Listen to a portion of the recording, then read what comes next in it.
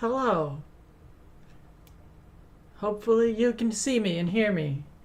Sorry I'm a couple minutes late. My wife got home like literally when I was about to click start. And then had to, greet her and everything. Where's my mouse? Where's my mouse stuck? Good enough. Hello.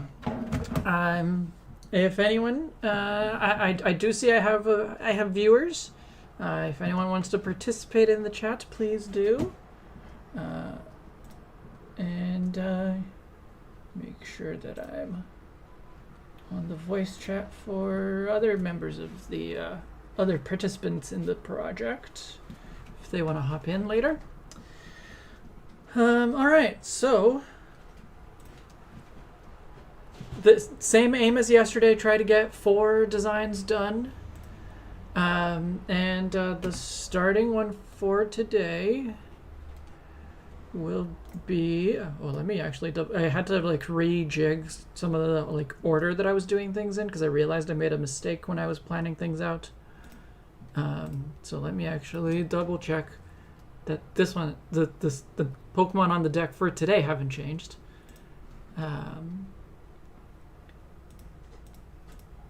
Okay, yes, we're good. So the one that I'm starting with today is there you go. It's a regional evolution of Combi that will be, it'll evolve from both sexes, and it'll be a ground type. It's based on a bee called the Blue Mason Orchard Bee, or Blue Orchard Mason Bee. It kind of has like 3 or 4 different names, but yeah, Blue Orchard Mason Bee is what it's based on, and maybe I can find a free image of one to put on the screen so y'all can see what I'm looking at. Ozioni, hello, welcome. Nice to see you around. Morning for you, I guess, because you're in Australia, right? If I remember correctly. Afternoon here.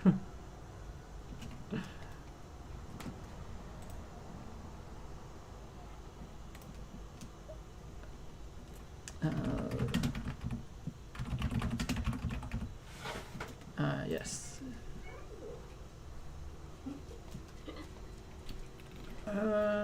The photos on Wikipedia don't do the best job of showing off its color. Maybe I can find something on Flickr.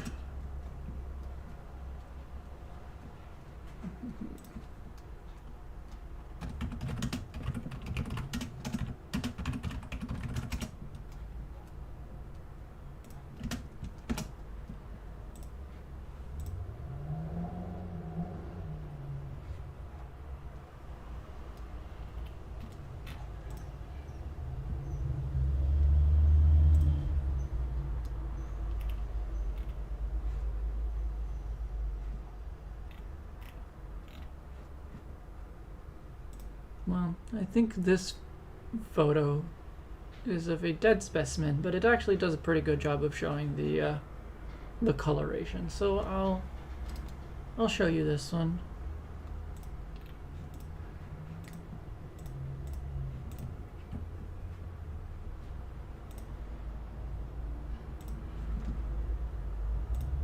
Just gotta download it.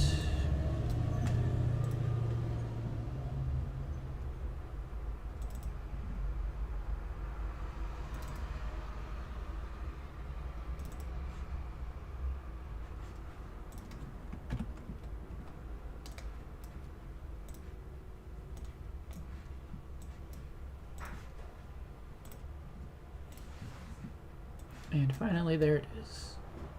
Slow, there you go. So yeah, this is a very good close-up photo, but believe it is a dead specimen, which is unfortunate. It's always it's always better to see animals who are alive. But yeah, it's got that really nice blue color. They don't all have that. Some of them are fuzzier, and so I guess the blue kind of iridescent carapace gets covered up. But that's what we're going with. Can we save the beef for later? Why would you want to save it for later? Is there another one, another mon you want to do first, Thog? Hello. Hello. Goodbye. Goodbye. Have fun, everyone. There are 4 others that I want to get through today, but because I already have this one set up and ready to go, it is going to be easier if this is what I stick with. Although I do need to like get some images of the other. Like I want to get a combi reference image here. Hello, Topaz. And maybe I'll get Vespiquen reference image as well.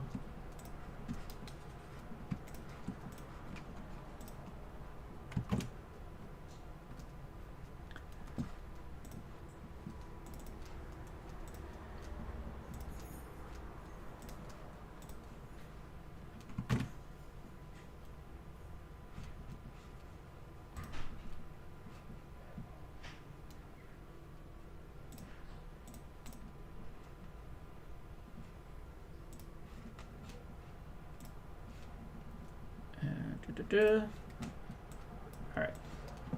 There's all of my references.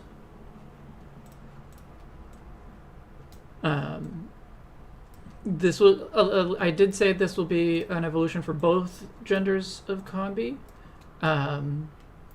but I am thinking that the female will still have a gem on the forehead, so that the like red dot from combi is preserved in the design. But this would be like I'm literally just going to duplicate the art and then draw a gem on top. Like that's it.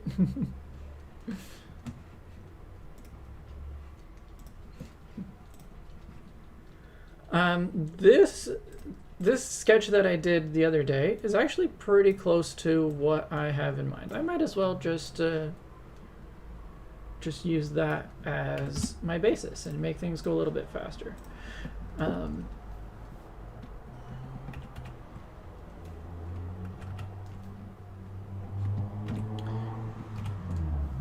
The main thing that I want to like try to capture is like making sure, one, that it still looks like it evolves from combi. Like it needs to be visually consistent with Vespiquen. So the face needs to have... The face needs to be unique, I think, and not just round, which is what I've drawn. Hello, welcome back, Axel. Yes, it'll be more fakemons for 10 days. So like yesterday was day 1, today's day 2. There's 8 more of these. Yes, Topaz, I did see your drawing of the regional Zapdos, which I think is, again, close to what we're going with. You know, not quite, but you're on the right track.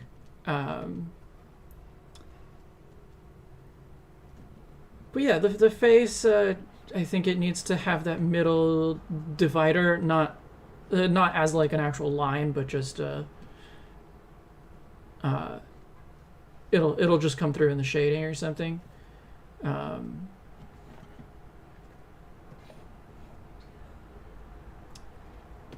guess I could give it a like. I was gonna say I guess I could give it a little bit of fur, but like Vespiquen is based on a furry bee and it doesn't have any fur, so I'm not going to. Maybe I shouldn't do that. So the fists are not covered in honey; they are covered in mud, because this bee builds its its nests either on the ground or in trees, but it uses mud to kind of seal off the different compartments.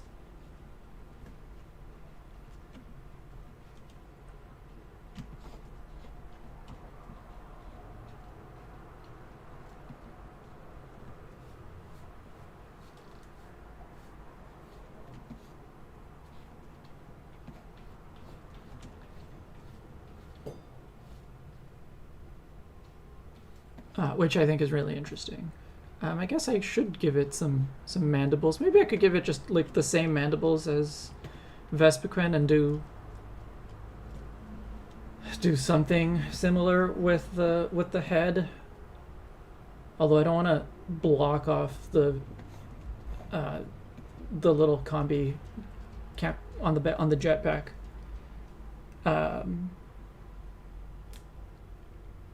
Oh, card game writer, welcome. Helmet instead of crown shape language. Oh. You know, I guess I never really thought of it as a crown, but I see it. And this is supposed to have some like worker, like construction kind of motifs. So yeah, maybe I can do something helmety.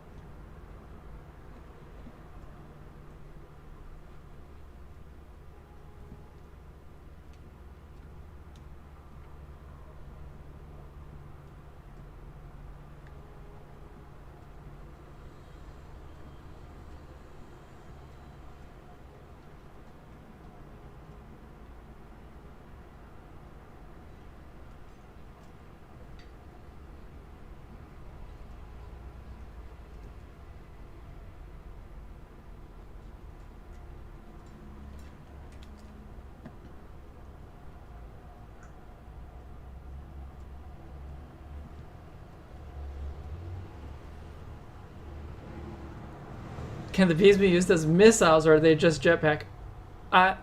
You mean the combi in the back? I think just jetpack, but who knows? I'm not sure.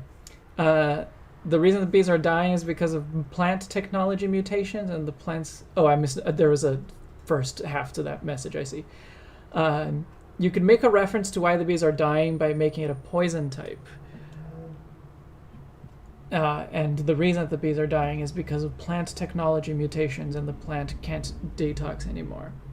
That is, this is a solar punk region.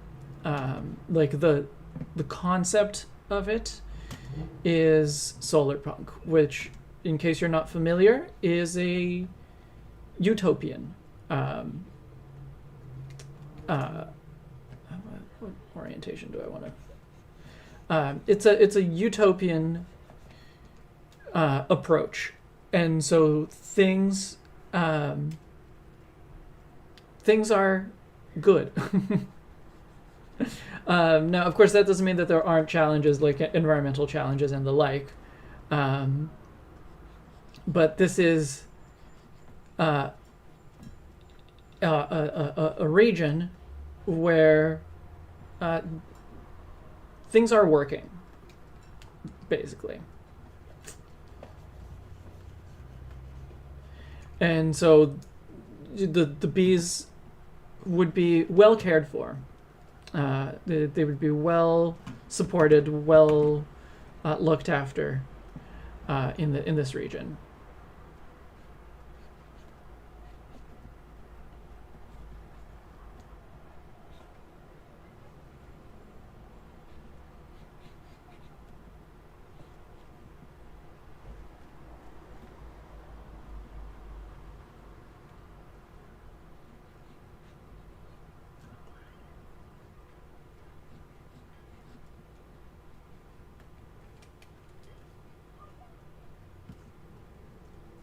Have you tried using the IBIS Paint X program. I have not. I basically don't try other programs because I have access to Photoshop, and it's literally what I've been using for 20 years. So I unless there's like, there's like a specialized reason to try something else, I basically don't ever feel the need to try something that isn't Photoshop. But like for pixel art, I have used different programs. I drew this combi as a pentagon.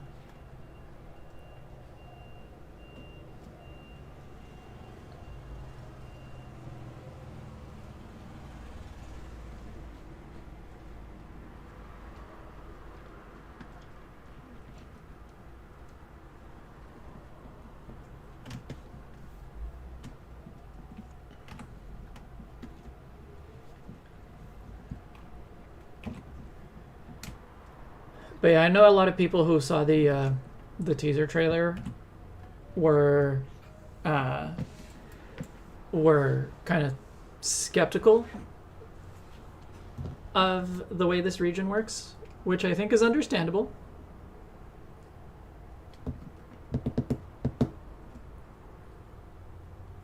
You ask more questions. Oh, by the way, Took, I had not said hello to you. Welcome. You ask more questions because you use Ibis Paint X to draw, but are not getting the results you want when trying to create a Pokemon in Sugimori style. Oh, yeah, that makes sense. It took me a while to try to like figure out, and even today I'm not like totally happy. I think the main things to look out for are the pen style, and that I do feel pretty happy with mine, and the shading style. But the shading is difficult because when you just kind of look at it superficially, it feels like it hasn't changed too much since Generation 3. When actually it has changed, and also because the art, especially nowadays, is done by multiple people, there are kind of elements of the style that aren't consistent. So it's kind of futile to try to replicate all of it, or to try to be like too precise about how you're replicating it. I accidentally made the chest piece an octagon, so I have to fix that. I guess I just have to redraw it anyway. I made one piece accidentally a pentagon, and I made another piece accidentally an octagon. So maybe I will just draw. No, I'm not even gonna draw a hexagon. I'm going to make a shape layer that is going to be a hexagon, and then I can. Oh, this is in star mode. How do I change that?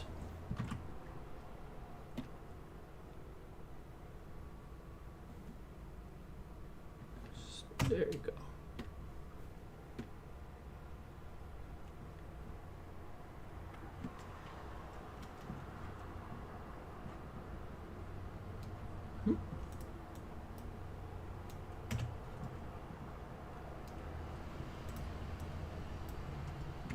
Oh, I see. I always have to like relearn how to do stars, and there we go.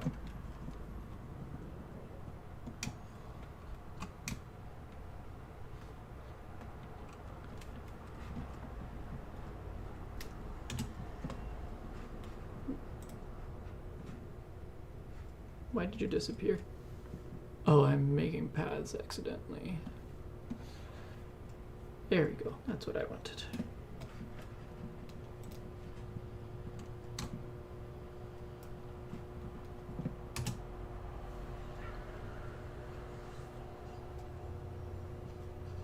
The design just made you think of Dragapult. Hello, Solo. Yeah, I think of it more as a jetpack.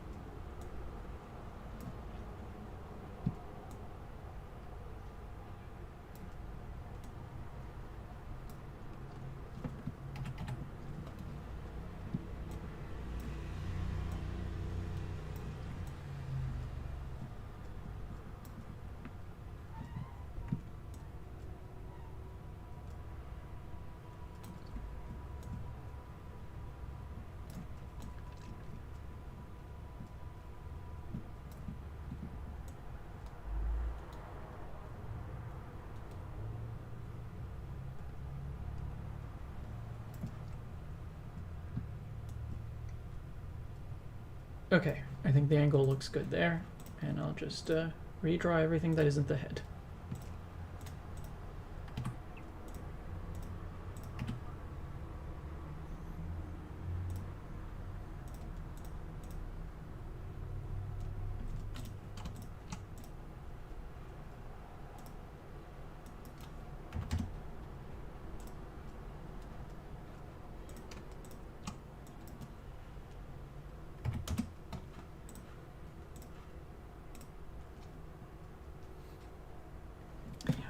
It is kind of a low kicks wearing a combi.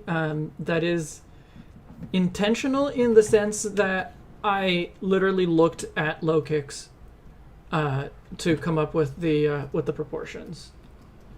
That was just like exactly what I was thinking of.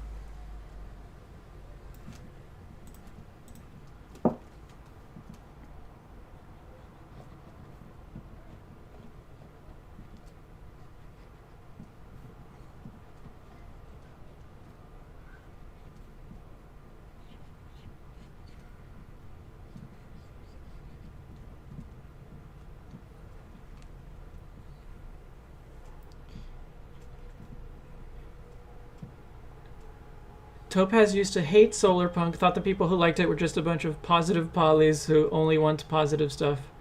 But only after talking with me, you know now that Solarpunk is more. Yeah. Solarpunk is about envisioning what comes next. Like, you know what, I'm gonna hide the head and then I'm just gonna redraw it in a bit. Oh, can I do...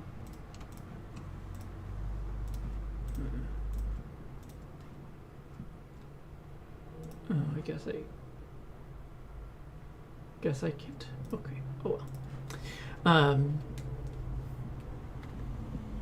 So like, yes, you want things to be positive because that's what we're working towards, right? We don't want to live in a dystopia. So yes, Solarpunk is positive, but it's also about working toward to make that happen, to make that positive a reality.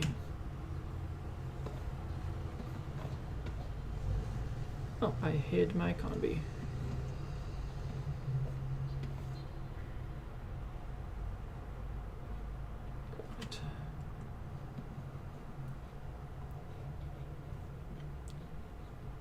So this is a Solarpunk project in that, you know, we are working to imagine what a real solar punk community in the Pokemon world could look like, and that, of course, helps us also think about what a real solar punk community in the real world could look like. Another insect with only 4 limbs. That's fair. That is it. Yeah, you are right about that. There's only 4 limbs that are important, right?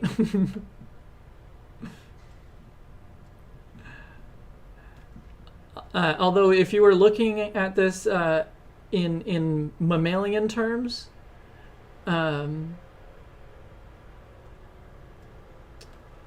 the wings would count as limbs, and so it would have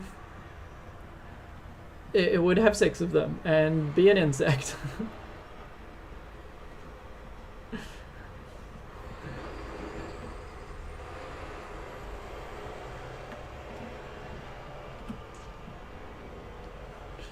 I guess what I'm saying is that if you pretend that this is a mammal, you will find out that it is an insect.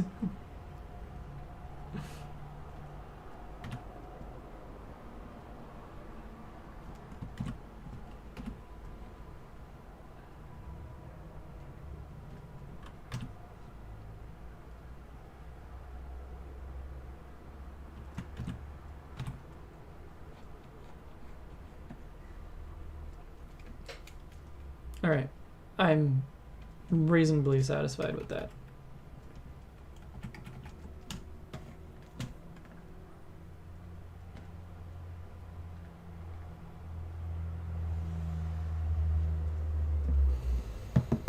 Am I?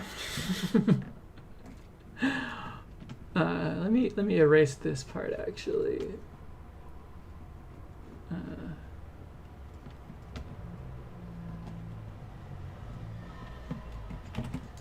If I look only at that, am I satisfied with the way it looks?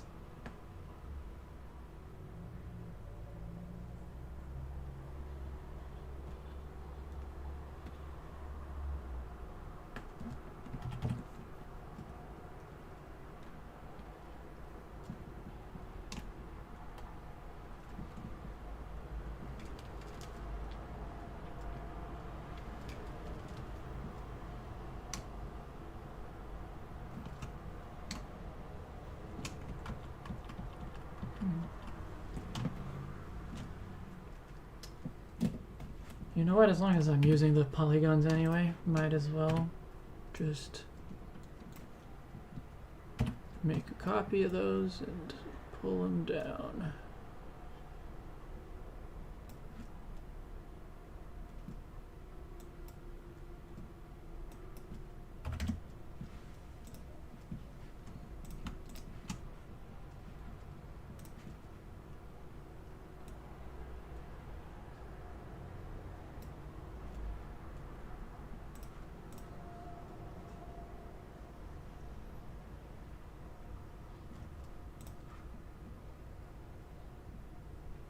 Okay, now the problem is that I need to make the walls feel consistent. So let's see, how am I gonna do that?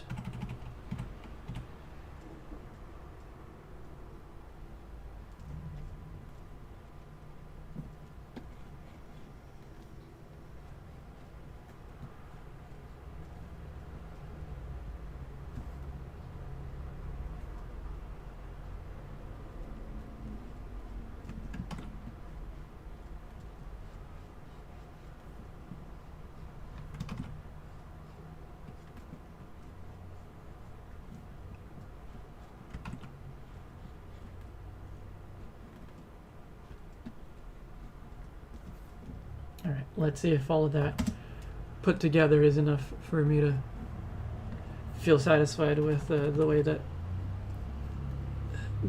the honeycomb comes together.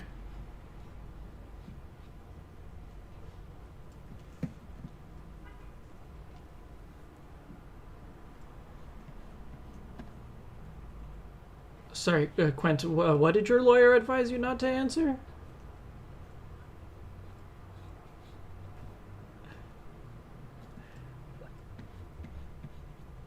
Was it about whether it's a insect or mammal?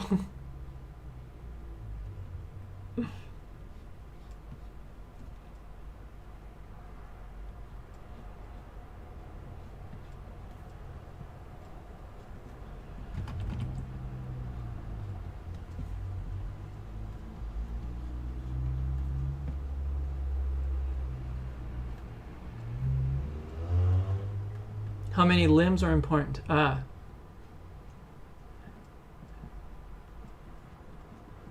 Well, there's a different context that you could answer in, I suppose. But I didn't think the law would have to get involved in deciding how many limbs are important for defining an insect. Or I guess more specifically, defining an insect Pokemon.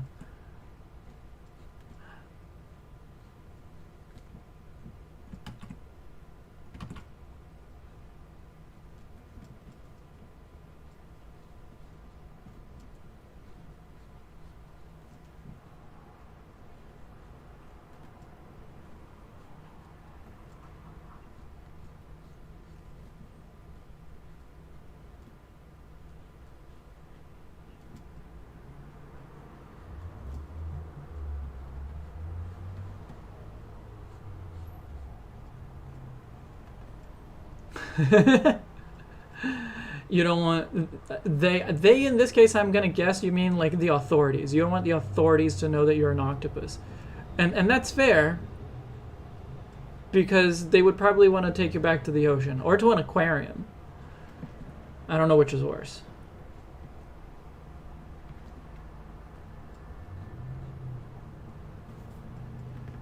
Let's see. Did I do a good job? And that looks okay. Well, aside from this line looking like it's curved inward, I think I did okay.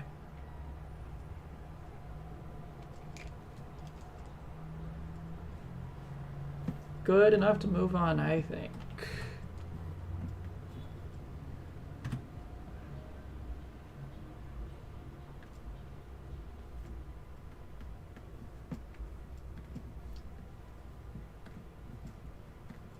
Okay, I'm just gonna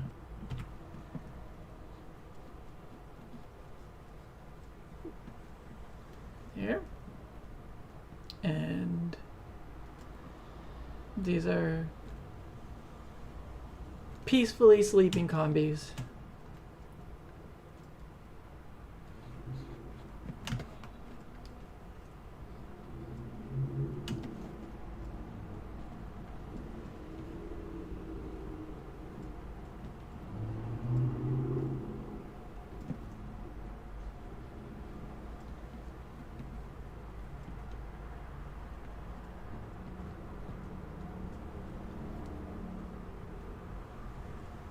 You can give it 2 little extra arms so that it can have a shield.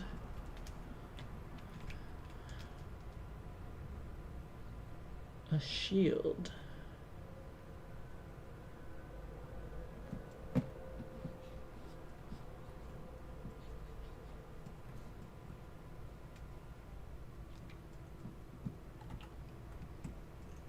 Doesn't Combi have a round face? It has like a bulging out round face, yeah. Which is why it's there. But I wanted to get the shape of the honeycomb correct to start to be able to work off of. But if I now erase here, now you can see that it's nice and round.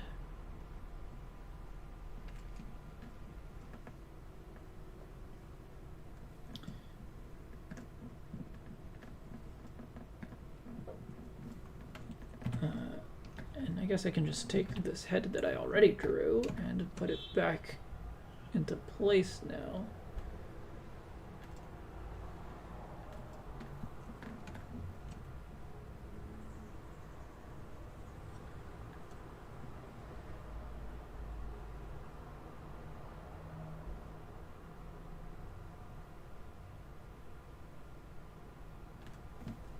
Yeah, I think that's okay, even though it kind of hides the combi face.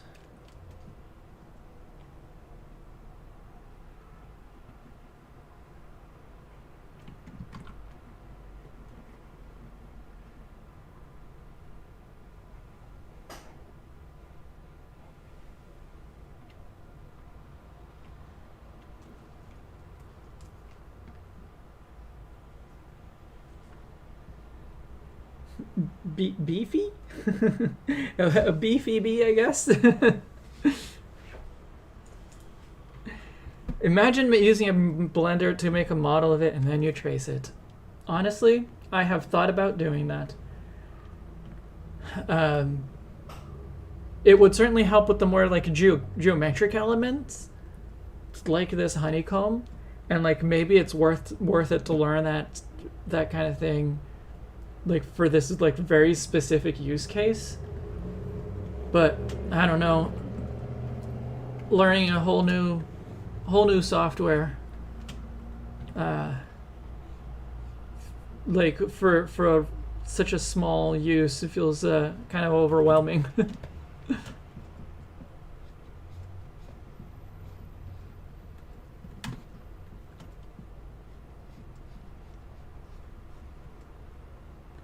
But yeah, I have thought about it.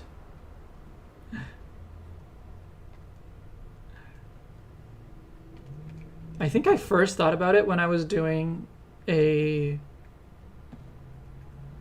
what was the first one? It might have been Conkeldurr. I was doing a Conkeldurr redesign that went into the regional design of Conkeldurr that I did for this project. But I was like trying to have it hold the concrete pillars in like more unique positions, and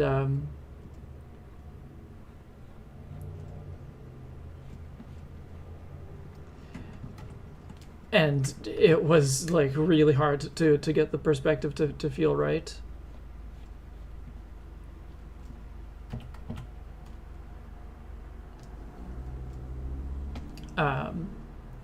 And the other one that I remember thinking about that on was when I did the redesign of Staryu and Starmie for the new 151, because those are also like very just geometric shaped Pokemon, in like generally speaking. So it was challenging to get it to look right, but I did get there eventually without having to resort to learning Blender.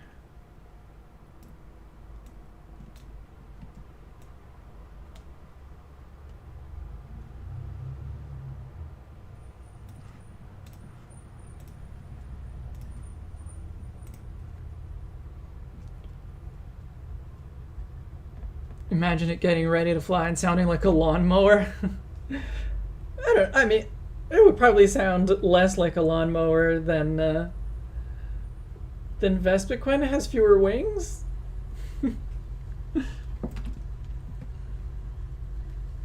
But I suppose it would sound... It would have to like try extra hard to fly because it's probably like really heavy.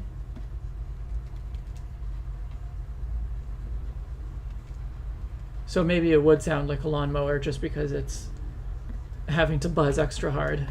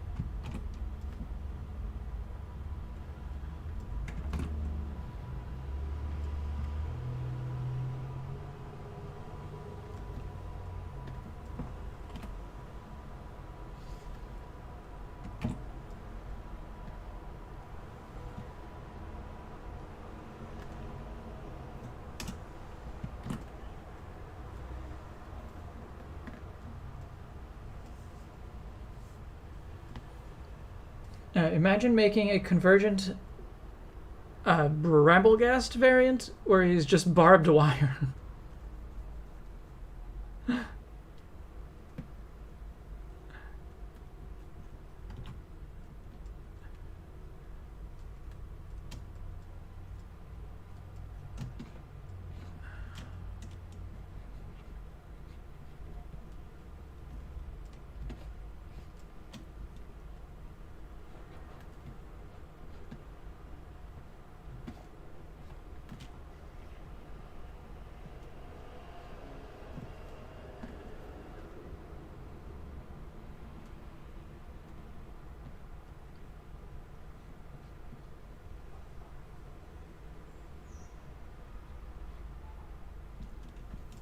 Alright, I think...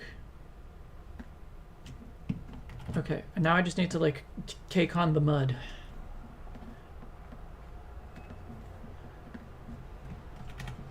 Because it'll have basically worker gloves made of mud and boots as well. And then markings made of mud. There was another message I wanted to respond to. Do I have a favorite fakemon or regional that I've drawn? I think there are a few that I really like. I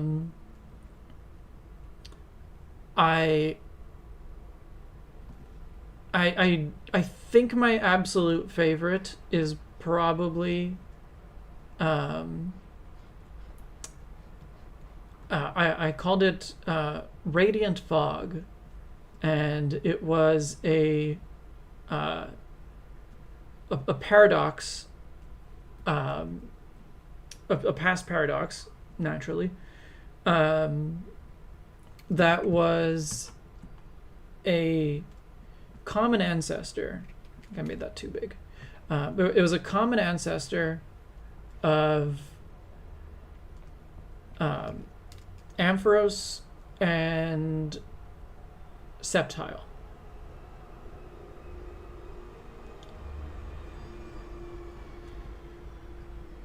And I mean, part of the reason that I really like that is because I wish that the past paradoxes had not been paradoxes and had actually been, you know, exploring interesting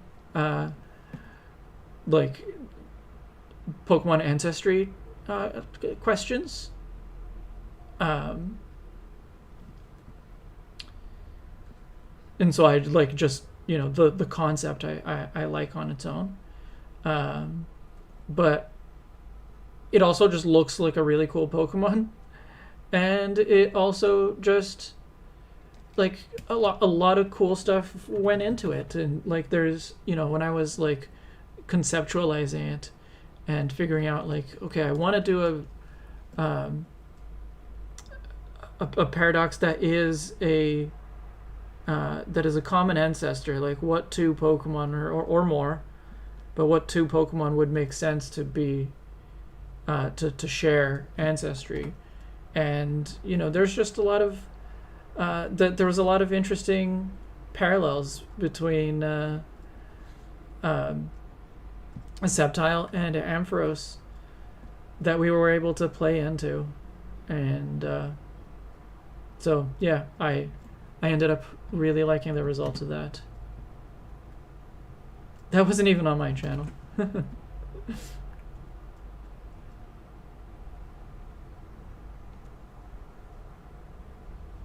Paradox Pokemon feel non-committal. Yeah, I mean, the whole like I'm guessing you mean the name, which I agree, because it doesn't really like tell us much about how these Pokemon lived, and so I know that there's like theories about like maybe these Pokemon never did live, maybe they're just like, you know, born out of the obsessive imaginations of the professors, and like, sure,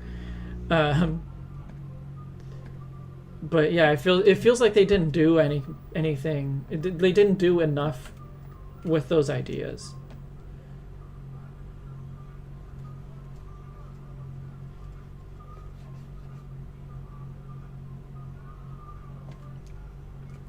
I also liked in my first and my second participation on True Green Seven's Four Artists series. I was in the second and the third episode of that series, and it's kind of wild that it's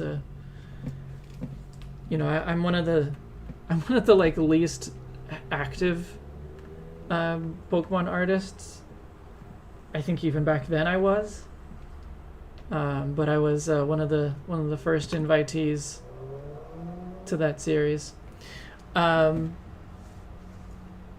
I'm really happy with what I made for both of those as well. Hey Thog, welcome back. You suggested that we do the bee later, and then I asked why, and you disappeared. So I mean, I'm guessing now. Like now that I see you're back, I'm guessing you had to go. Yeah, I did continue with the bee, and I think I'm doing pretty good. I gotta give it worker gloves and then kind of clean up the head a little bit, and then I can move on to I guess I would just move on to colors at that point.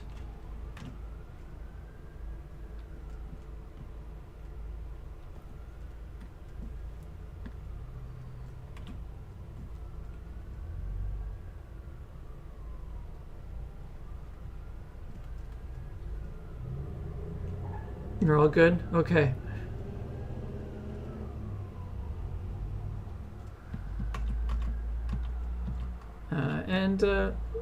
Actually, we're a little tighter on time than I was expecting. So I gotta pick up the pace here.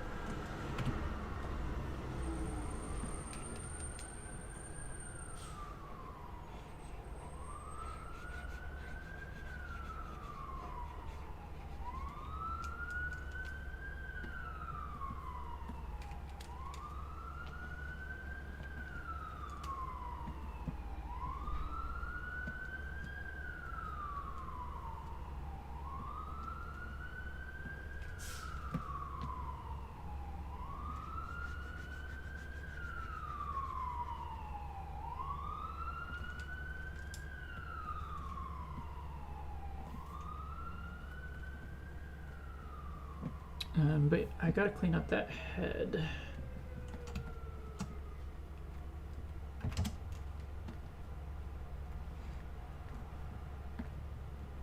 But yeah, otherwise I think I'm almost there.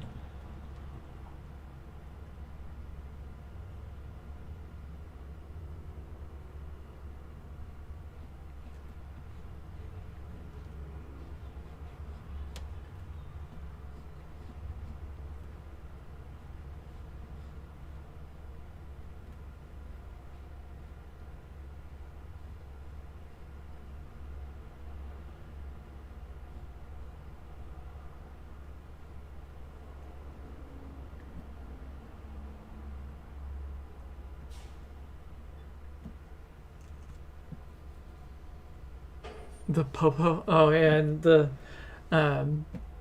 I live on a fairly busy street, and I do have the windows open to keep it cool in here. Busy street by the standards of my region, not by the standards of like where I grew up.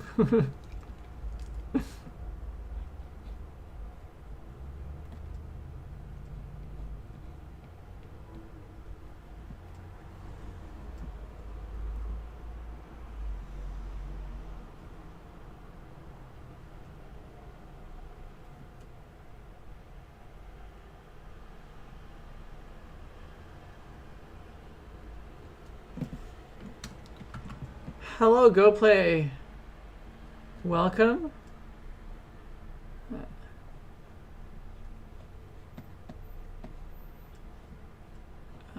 Almost finished figuring out the design of this one. Just gotta put in the colors shortly.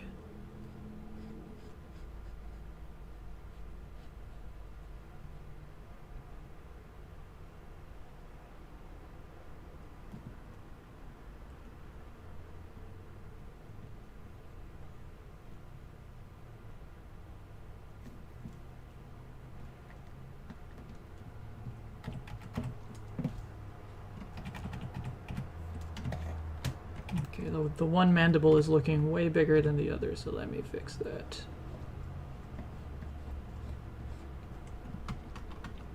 Not quite that slim.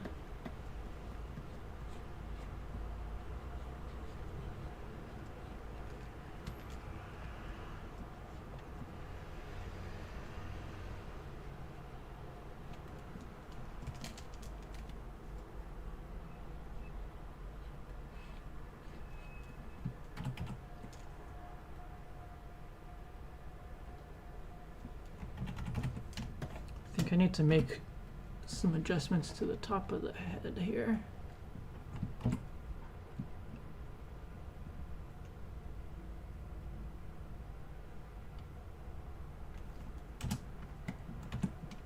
Yeah, that looks a little better, even though it hides more of the combi. But yeah. They're a protector combi. I guess Vespiquen is also supposed to have like combi in its dress or whatever, right? Oh, and just for the sake of it, I guess the crystal, the head dot would just let's say go here.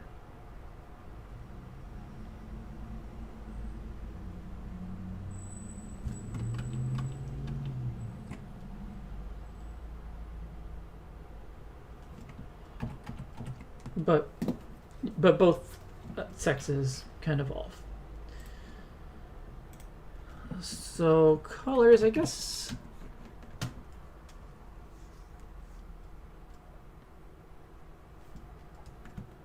I guess I'll keep Combi's basic colors.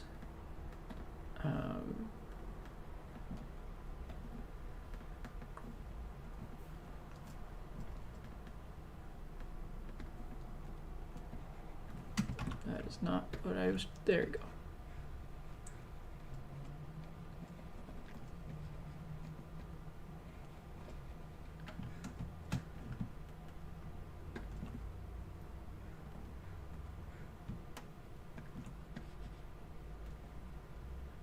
And it'll be just the main body that is a different color. We'll see how that looks, but yeah.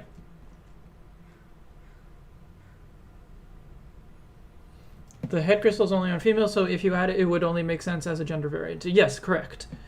That is exactly what I was planning, but it's just like I'm just gonna like copy the art and draw and add the crystal on one of them, but that's it.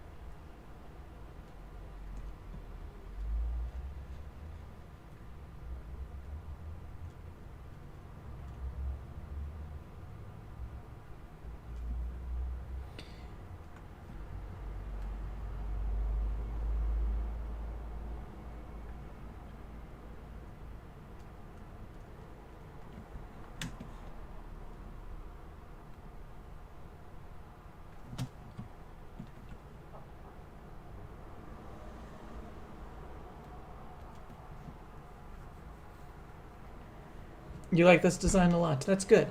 You believe in a bee society of many different bees. Yes. Yes.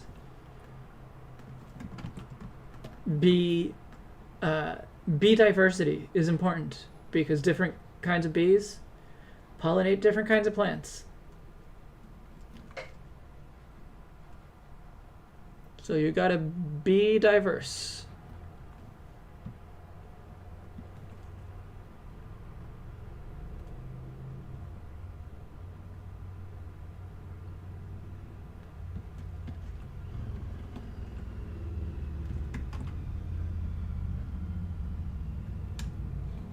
Alright, now let me try to bring in some of this blueness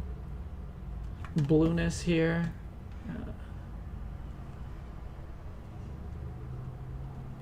Actually, I'm going to make that on a different layer because I might want it to be different.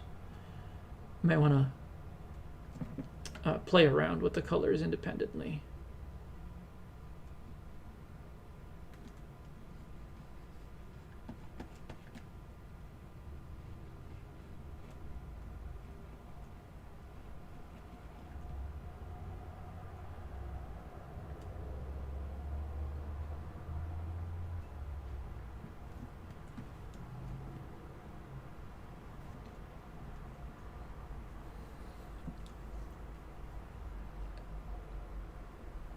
A nematode Pokemon that evolves into a Dunor. Diversity.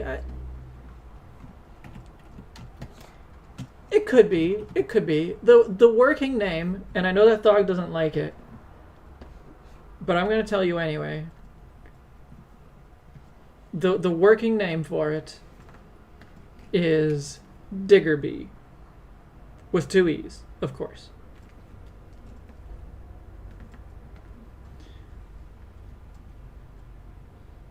And it is entirely just because it would be funny to have basically a name, like a lookalike Pokemon kind of name for a Pokemon that is not a lookalike.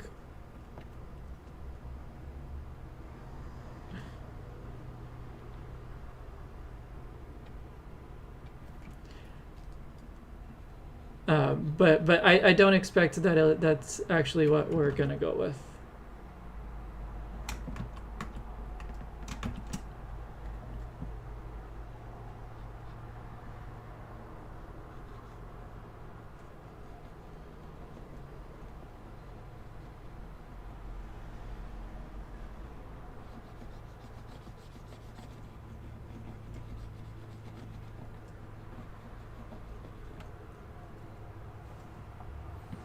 Diggersby and Diggerbee. Exactly. It's great.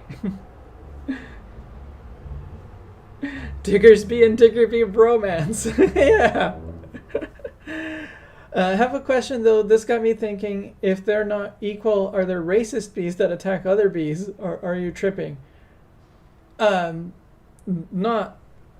Well, they wouldn't be racist bees, but I'm sure there are bees that attack other bees.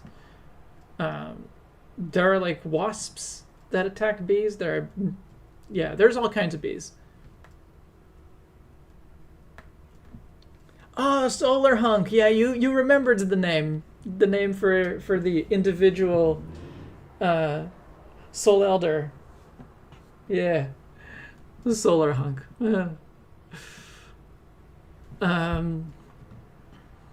But yes, I suppose Diggerbee could be the name of an individual. I want a brown.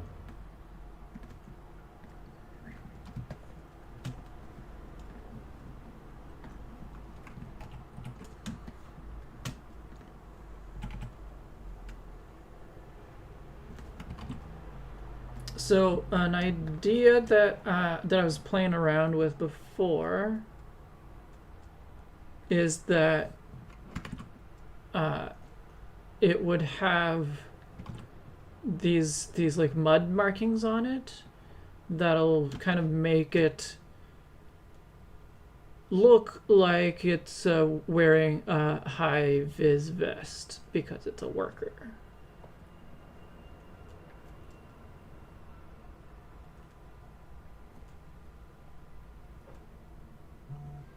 Wait, what's the high vis vest pattern that I was thinking of again?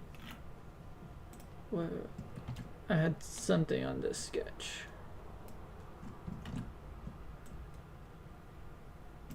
Ah, yes, right.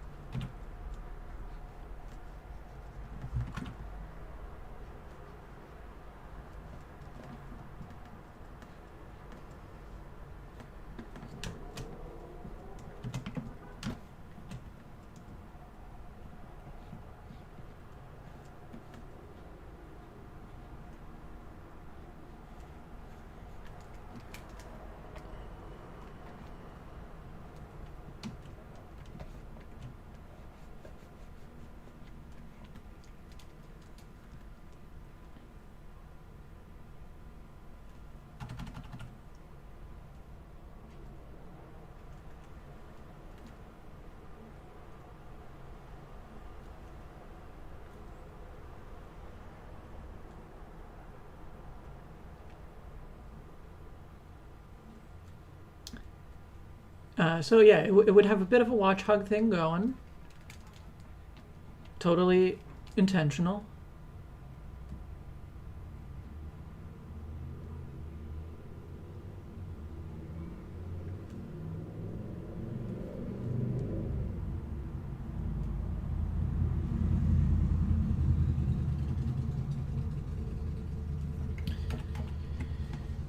You would have thought to make the comb be made of mud. I suppose it could be. I mean, I can extend that pattern to be all around. And it'll kind of give that look.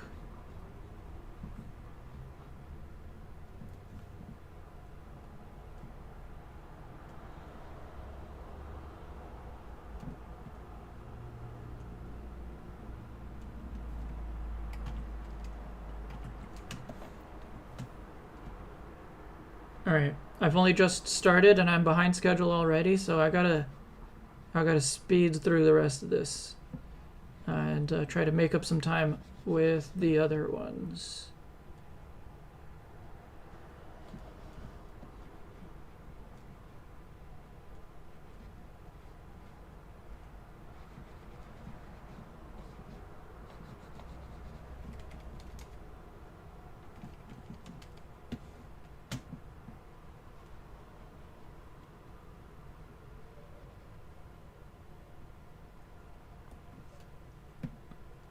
Is it a trade evolution? I suppose if I was making a real game, I suppose it could be.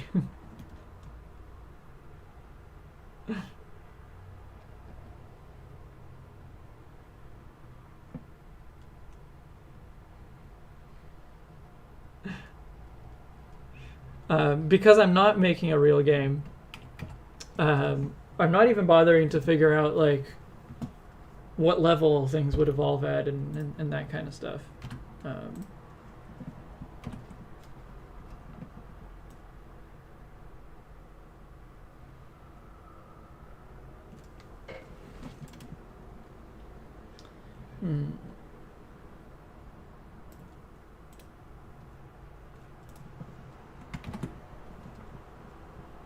I'm trying to resolve that I feel like there's insufficient contrast between the mud band on the belly, on the abdomen, and the blue. So, but I think making the blue darker is a good solution. I think this works. Thoughts on this?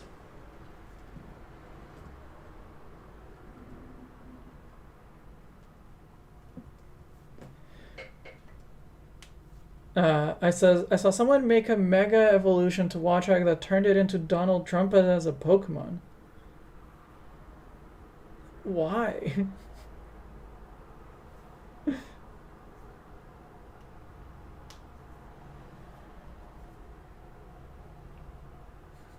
If it were a crafter bee working with ceramics, it could be named Buzzkill. That's a good one.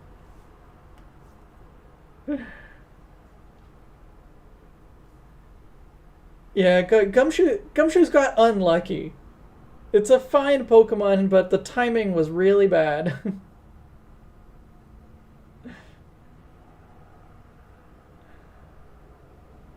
Should the helmet have a different color than the face? I suppose I could make the helmet yellow to match to match the combi.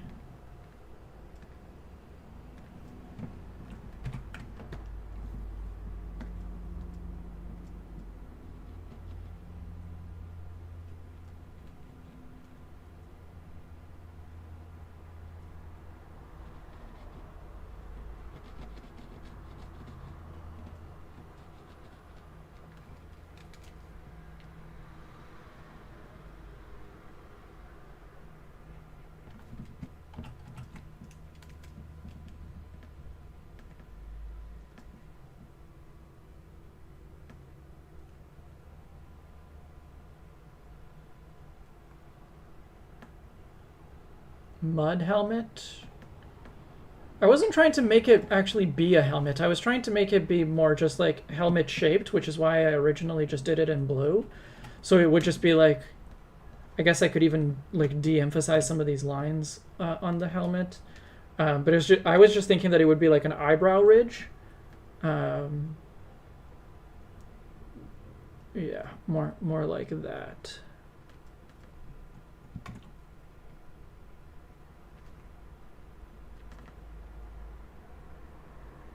But yeah, an eyebrow ridge and then the like ridge in the middle of the forehead. That's more how I was imagining it.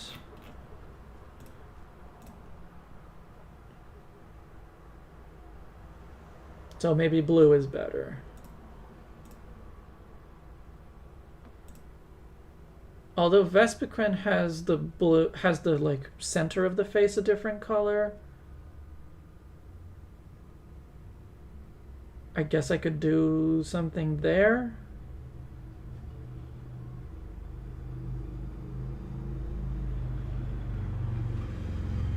Yeah, I mean Vespiquen has like it's the thing on the sides and the mandible, I guess, are separated from the center of the face. So I could do something with that.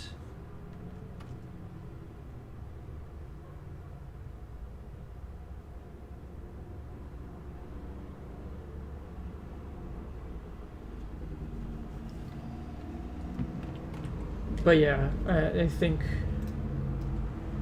I like this, and it really like shows that the color of the bee is blue.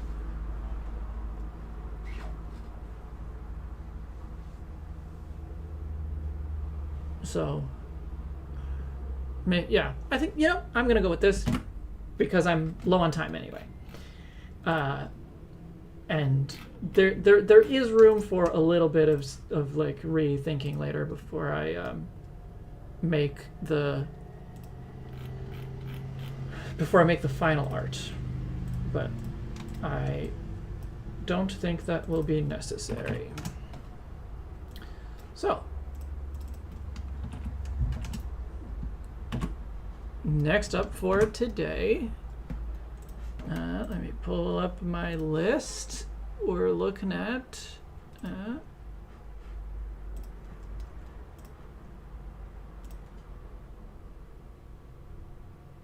Unpeasant.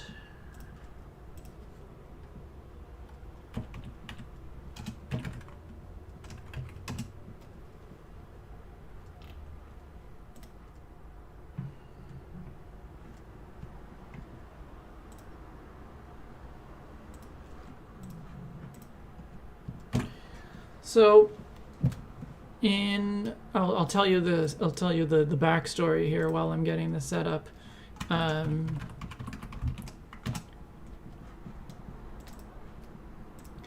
But in downtown Victoria, which is the big city in the islands that this region is based on, there is a large park where feral peacocks live. They are not native, but they also aren't invasive. They are pretty,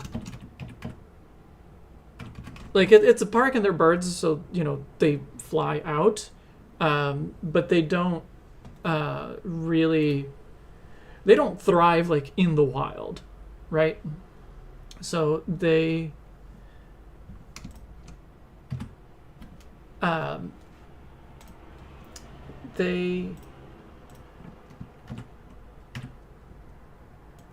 they just stay there, and like because they're pretty, people like them, and so I decided to have this look-alike of a pheasant that is a peacock, and it so it's a single stage Pokemon, or at least it's the only stage that we know in this region. I suppose it could have pre-evolutions elsewhere. I'm probably not going to bother making a female version.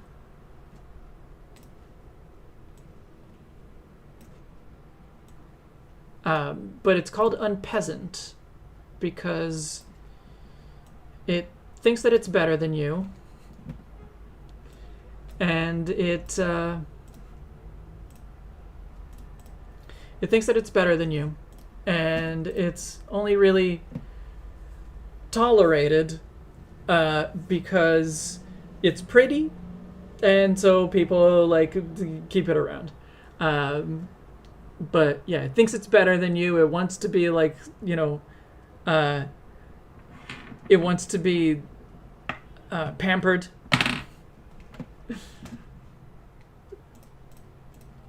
And that doesn't really vibe with the local culture, but people tolerate it because it's pretty and it's ultimately pretty harmless. The young have not been observed. Yeah, it's almost a legendary Pokemon.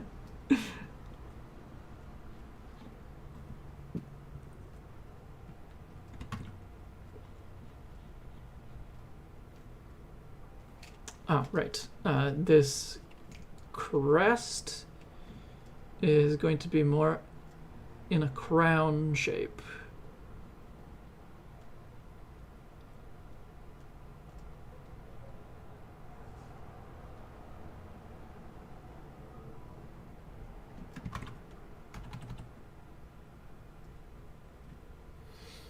You think this is nearly perfect, but it looks more like a regional form than a conversion. Maybe a beak tweak. Maybe. What could we do differently? I agree that it looks like a regional form, but like that just by itself, I'm okay with.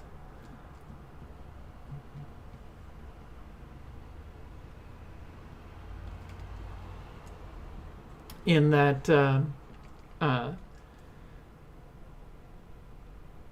I'm okay with some lookalikes looking so much alike that they are basically regional forms.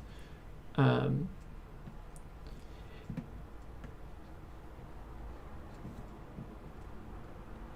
is also a little bit of a, remnant of, let's actually not, let's not give this crest a big top at all. We'll just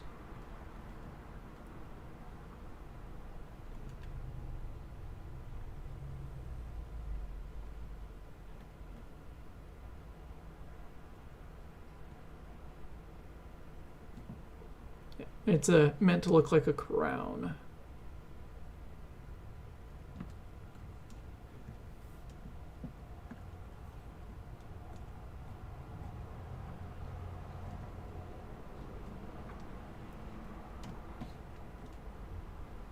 I do think that if it was like if Game Freak made something that was a lookalike, but it was basically identical to the original, that would probably be a little disappointing.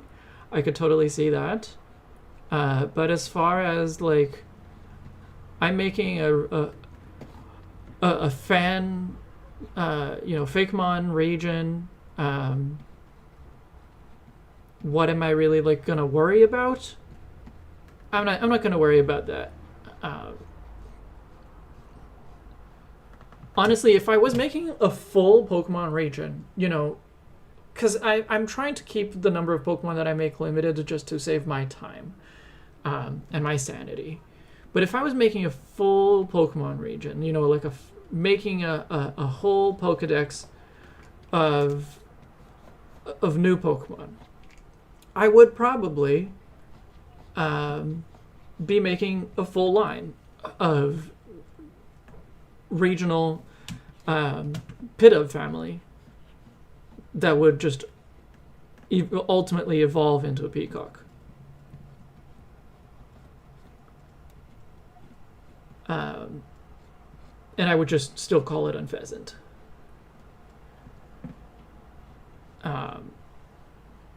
But because I'm making only one, and I don't really have the time or the interest in this case to make the first and second stage of the family and like come up with what that would look like, and because unpeasant I think is a funny name, I'm okay with it being a look-alike that happens to actually look a lot like what it is named after.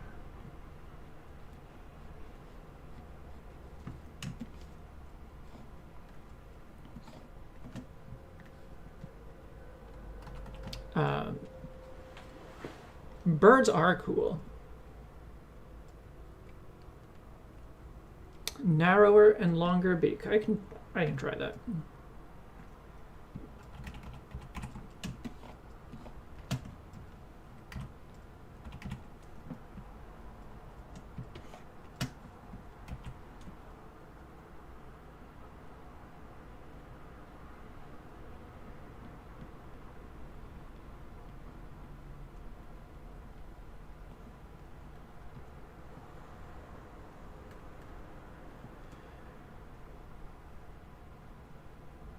Crabrawler shouldn't have had an evolution, but a form change ability? Why do you say that? What difference would that make to your experience of Crabrawler? Or I guess of Crabominable?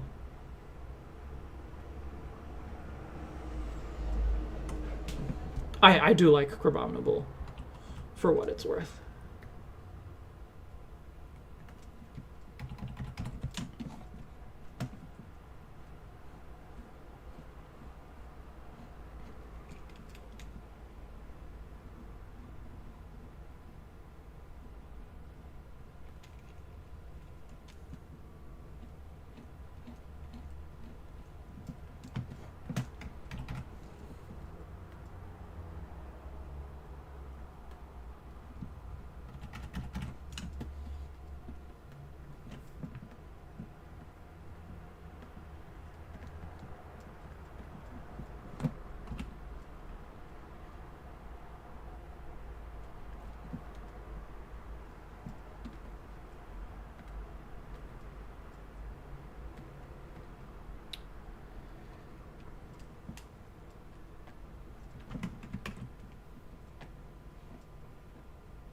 You think Crabominable ruins the brawling aspect?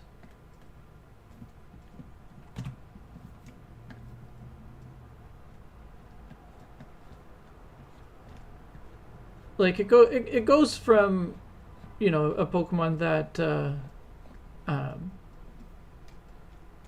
just gets in fights randomly, I guess, to one that goes through a whole training process, and I guess it like turns its life around. It's no longer just getting in bar fights or whatever,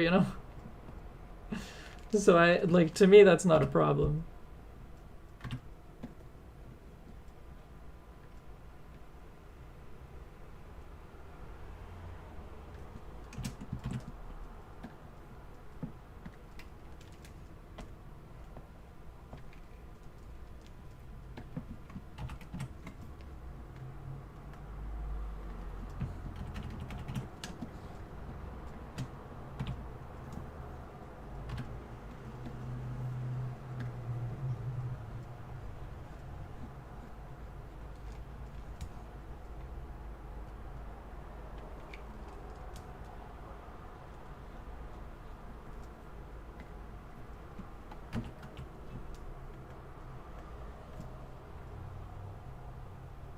What do you guys think of the eye? The way I have it. Does it look like it thinks it's better than you?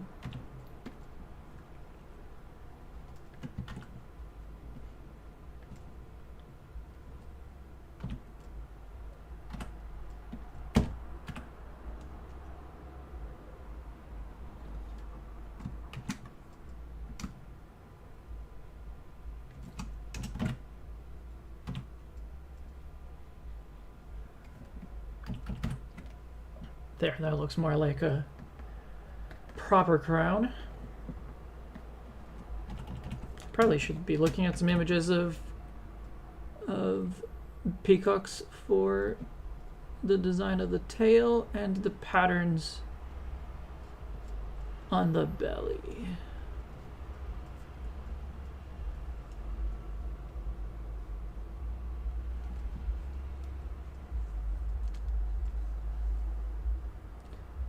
Crab is worth a lot to me because it is yummy.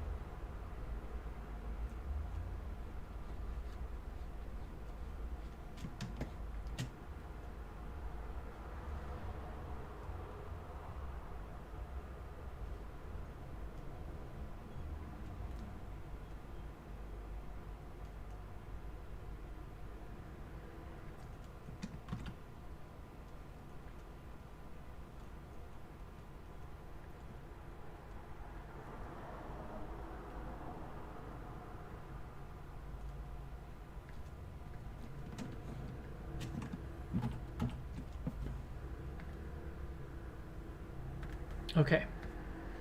Other than maybe whatever I'm gonna do with the belly, that's all good. I just need to draw the tail.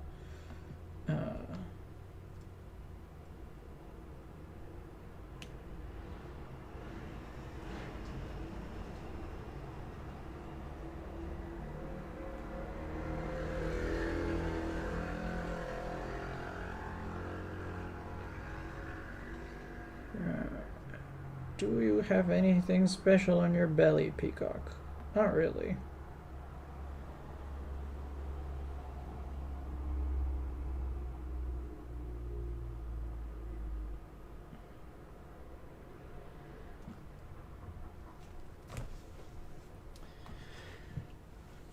Well, let's see how I can draw. What's going to be the best way for me to draw the fantail?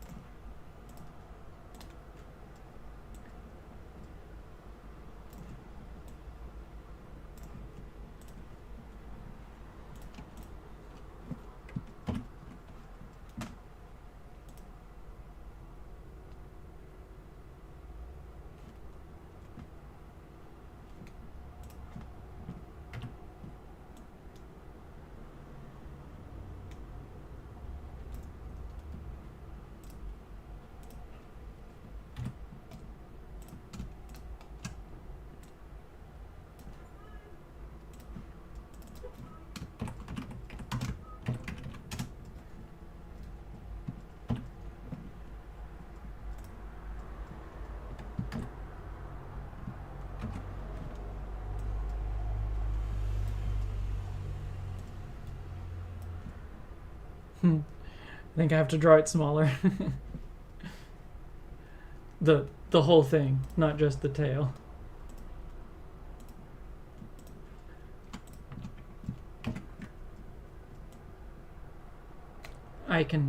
I'll scale it back up later if I have the space for it.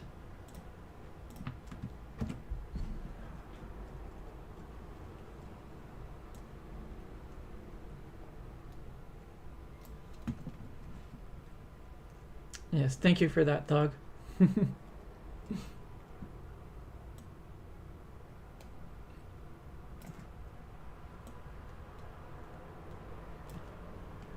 I agree that that is an important distinction to make.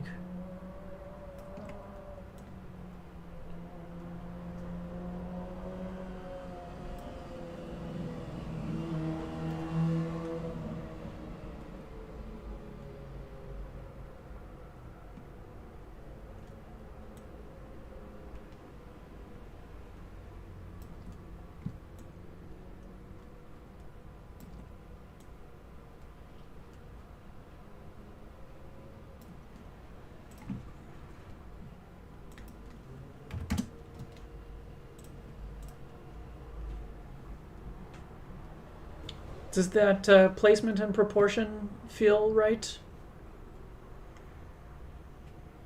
There will be also a... I'm not making this easy to notice. There's also going to be like a base layer of feathers.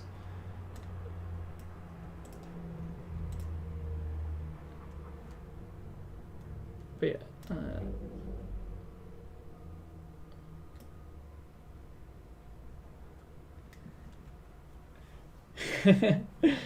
Yes. Be a stickler.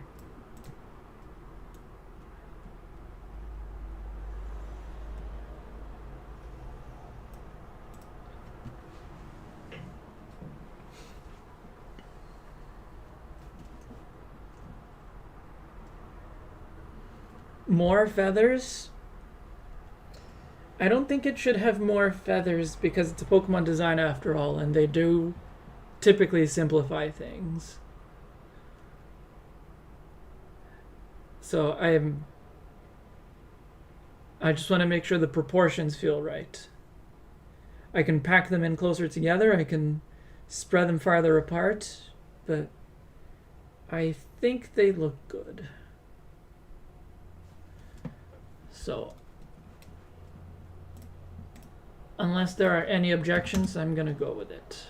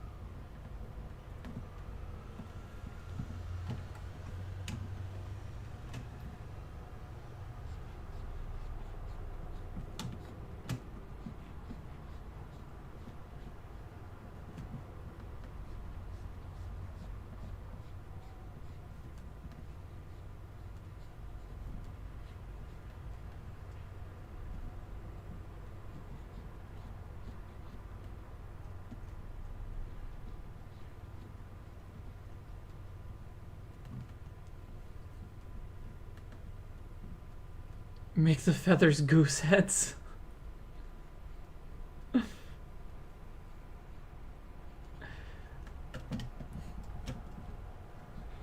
If you were serious, you would have provided some kind of reasoning behind that. So I don't believe you're serious.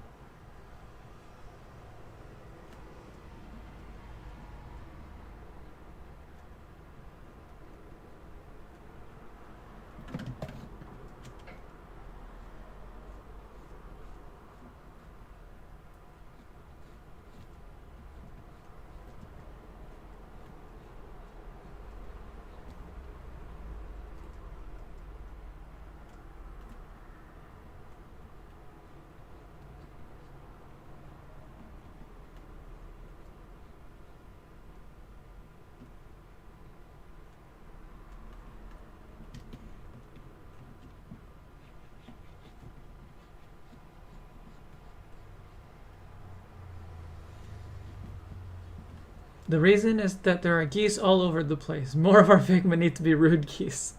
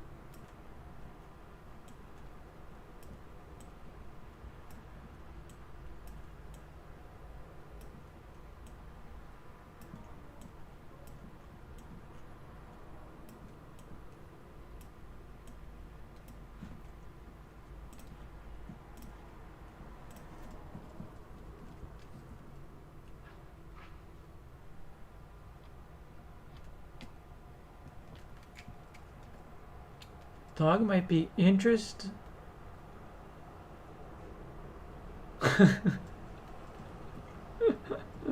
The dog might be interested in the goose monster family and quarantine crystal ROM hack. Quent, at some point, hopefully by the end of this year, I will have my new modded GBA in hand, and I'll be able to put some ROMs on it.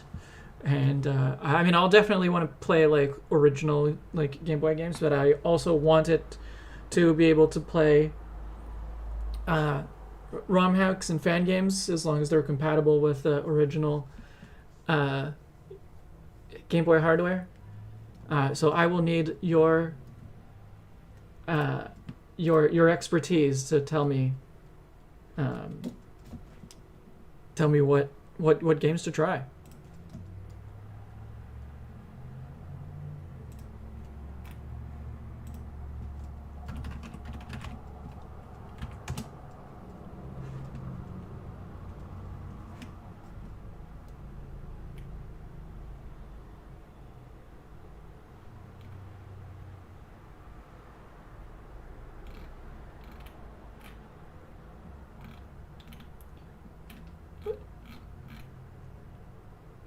Wait, is there more than one species of peacock? I'm just like I went to look up for photos and yeah, I guess there are. Interesting. I was not aware.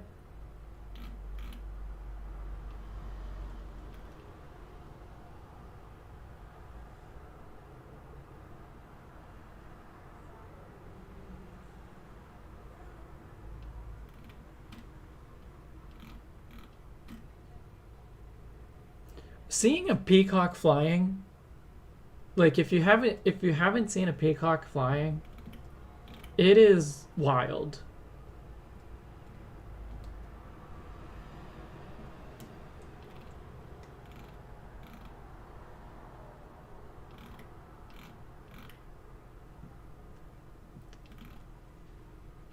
Like it looks kind of clumsy, but it also looks really cool.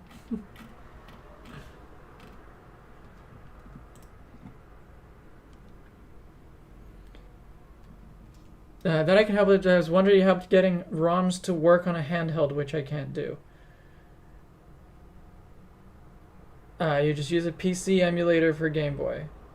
Well, what? Yeah, I know I need to like get them onto a flash card, and that I can plug into it. Plug into an actual Game Boy. But if they run on an emulator, I think they would work on hardware. But I'm not an expert. just brought this in so I can steal some colors. I guess I'll just make the whole body blue and only put color variation on the wings.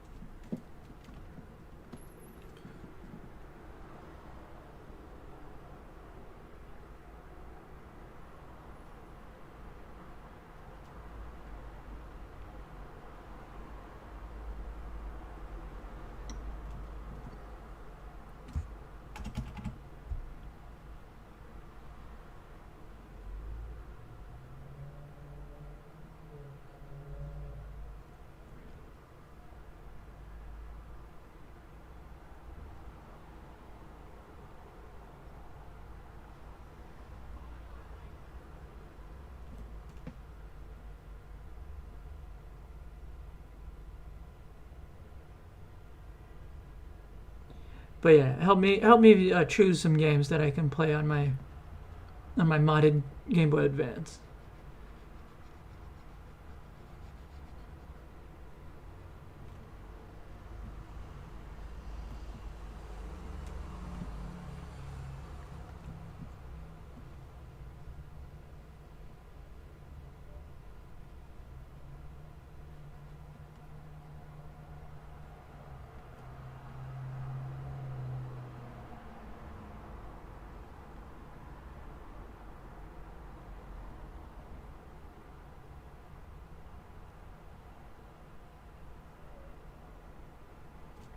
I wonder if there should be another, like a copy of the wing pattern, that like wavy bit. I wonder if there should be some of that on the base, the layer of base feathers on the tail.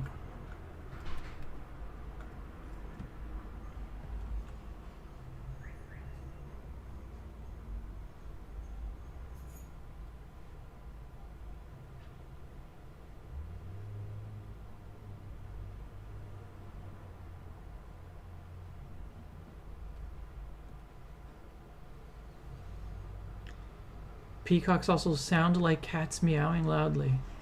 I don't remember if we saw them, if we heard them call out when we've seen them. Hello. I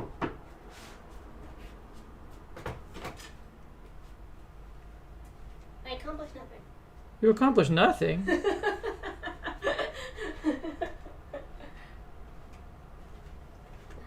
Your errands were in vain? Yeah, all of them were. Oh no. Yeah, so I went to a restaurant supply store, and they didn't have what I needed. So I was like, darn, but I needed to get something from Staples. So my timing was great. There was a bus just right at the right moment, so grabbed that, went up there. They didn't have what I needed in stock. And then I was like, well, I am right next to Costco, so maybe I can go there and start a business membership. But I didn't have the documentation they need to start that type of account. Ah. So I walked home. What documentation do they need? Like business license? Yeah. Anyways, hi everyone. Well, you're in a position to get your business license now. Now that you got your. I mean, the one I have will work, but. Oh, fair enough. You just didn't have a. I just didn't have it on me. Did you need it printed out or? Pretty much, yeah. Oh, I see. So. Oh yeah, it was funny too because the person was like, I mean, you can just sign up for a normal membership. You just can't write it off as a business expense. And it's like, what? Why do I want a normal membership then? Anyways. I guess you would still be able to write off your purchases as business expenses, but still, if the Costco business membership is $60 a year. Yeah. I thought. Yeah, of course you want to write that off.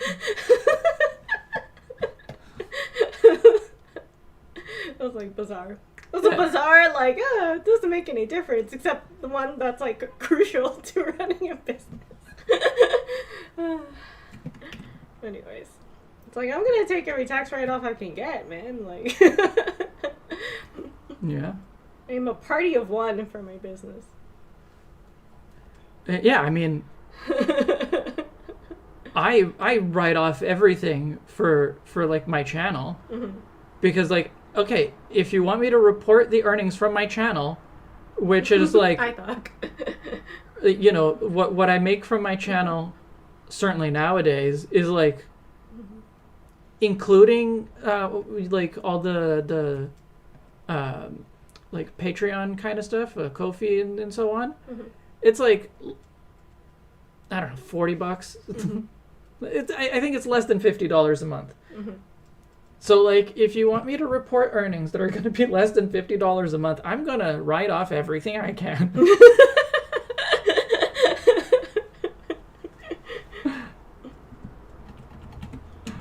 Anyways, but this is cool. I like it.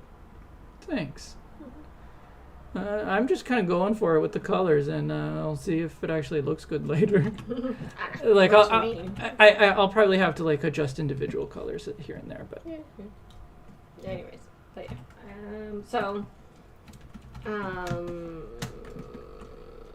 Oh, I got my other account to get Pythons, so that's great. So. Good. Yeah, so I placed an order for that already. Yeah, I got the approval, and then I immediately called to place an order. And they're like, "Is this a new account?" I'm like, "Yes." Activated all of 5 minutes ago. Anyways, so. But yes, I gotta. Well, since I can't find anything I need, I gotta resort to Amazon, unfortunately. What are the things you need? I need a large pitcher, I think, for measuring flour. Like, this is so weird because I'm a baker, but like, I'm using the scale for measuring out the flour for pie dough, and it just doesn't feel right. It needs to. I want to eyeball it. which is not the conventional take, but yeah, I don't like using the scale for this. I prefer doing it by feel. Anyways, for flour specifically. For the flour specifically, because everything else I know you like weigh out meticulously. Yeah. Anyways, so that is interesting. Yeah. But yeah, just for this, and the other thing too is that there's only like 3 measuring cups in the place, and whenever I'm there, the other vendors are using them. So I'm like, okay, this counts as an implement that I really don't want to be running around, for sure, running around the kitchen for. So not to get it myself. She's fine. Anyways, but yeah, I'll grab my laptop and start doing that busy work stuff. Sounds good. Yeah. I think I want to give this guy a red eye. Something like that, so that it stands out. Oh yeah, that's a good idea. Red and blue. And green.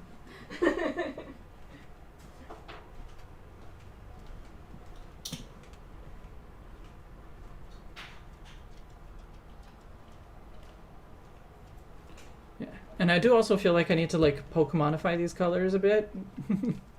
I mean, right now they're all just kind of stolen from the photo, but yeah, I need to play them up and. Oh yeah, what types did we decide to make this? Flying and fairy? I could make it purple instead of blue, maybe, to just make it look more like a fairy type.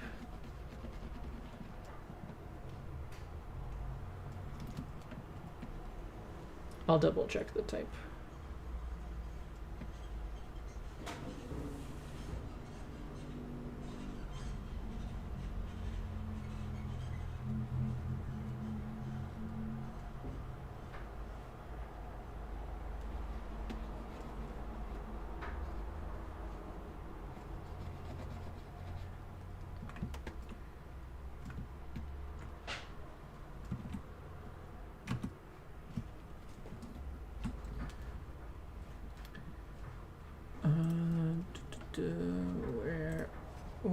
you?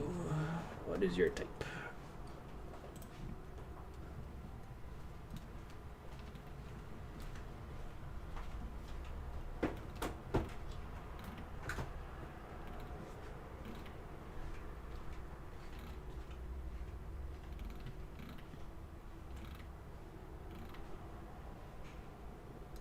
Flying fairy. Okay. Yes.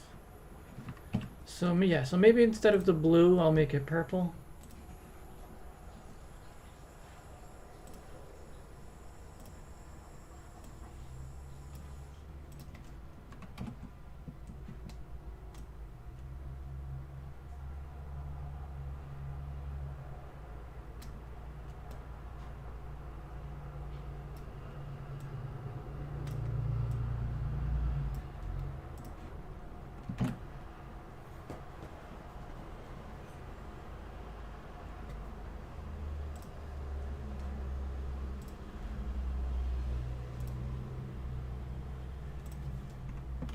I think this part needs to be whiter.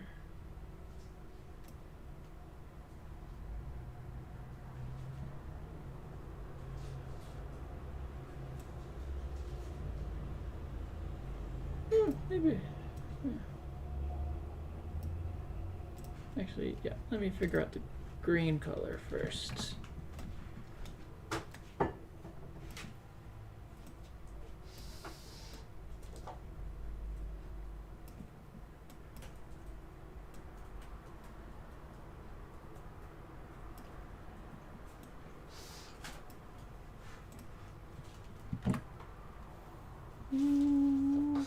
Do I like that green?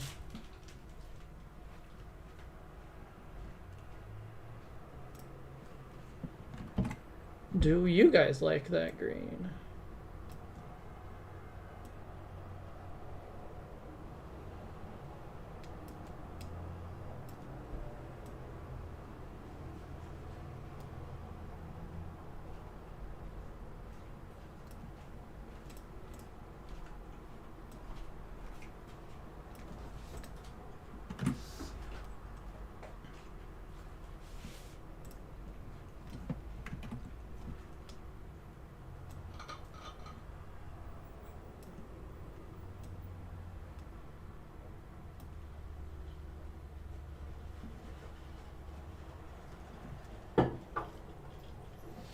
Okay, you don't like it. Very well. Me neither.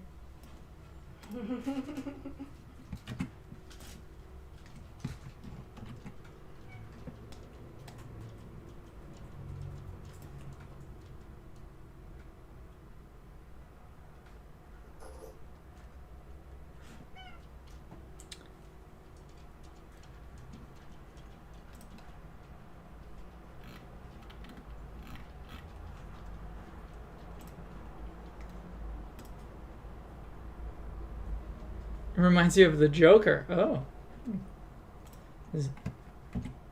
Is that a bad thing? How about that?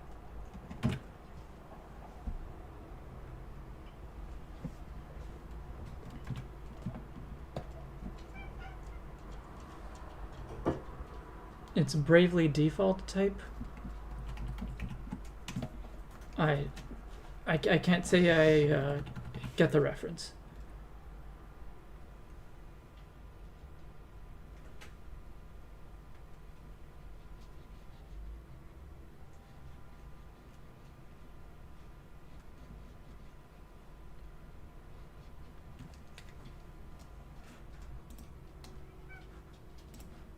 Hi, Gonal. Are you here? On voice chat? I can. That is correct. I cannot hear you.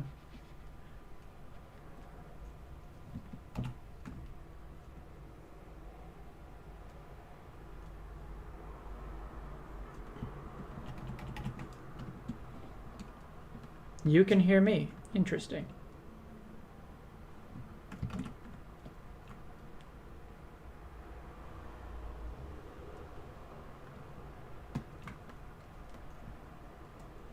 I don't even see your thing lighting up, so I don't think it's a problem with my audio.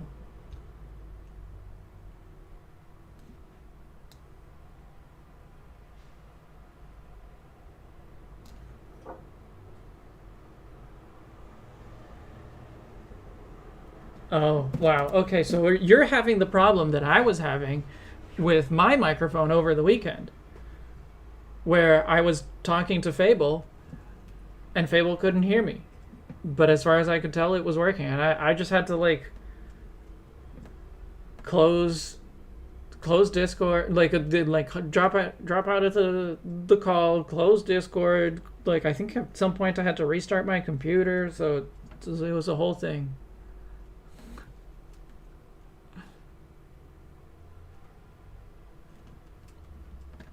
Hear me at all? No. Yes. No. Maybe.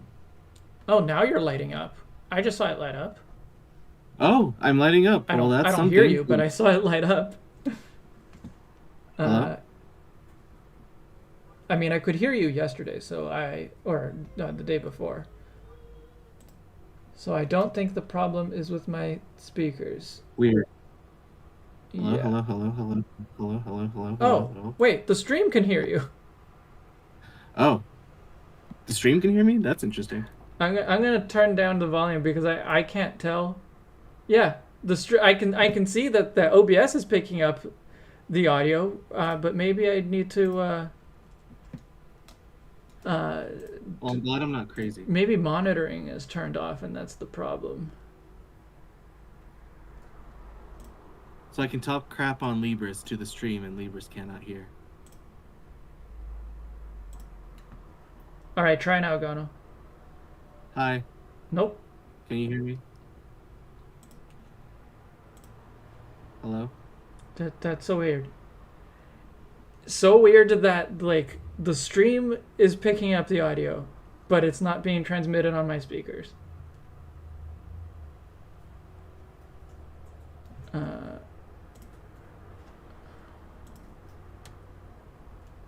Where's the thing where I can confirm my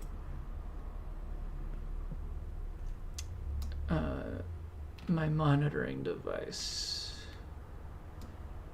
Oh, okay. Monitoring device is wrong, so that could be part of the problem.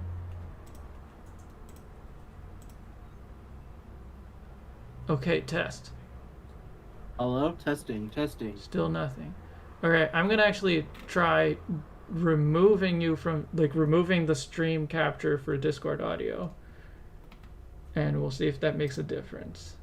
So that I can hear you, and then I can figure out the next step.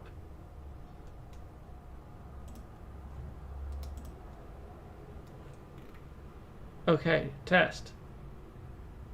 Still nothing. I don't know.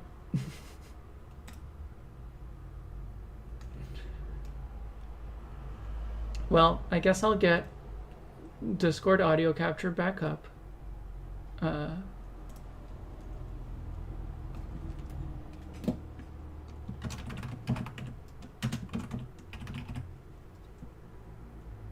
Maybe I have to exit Discord, yeah.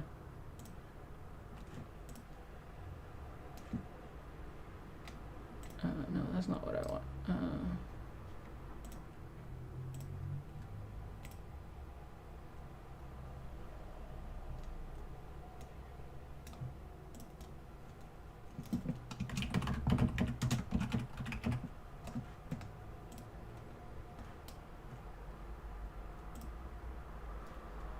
Like and subscribe to the video.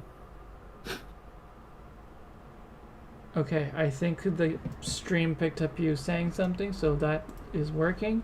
I'm gonna drop out of the chat and see what happens. Can't believe I'm wasting time on this. Hello. Welcome to Libris' stream. You can hear me though? Yeah, I can hear you.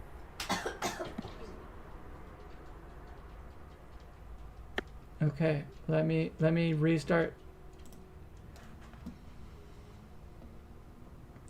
The problem, it can't be probably isn't the Discord settings, because my speakers on Discord are correct, and the stream is picking up the audio from Discord. So like I don't know, but it's been a problem that that I've been having like for the past 3 days. So, It's okay. I'll just comment in chat and then make the occasional pun if I need to.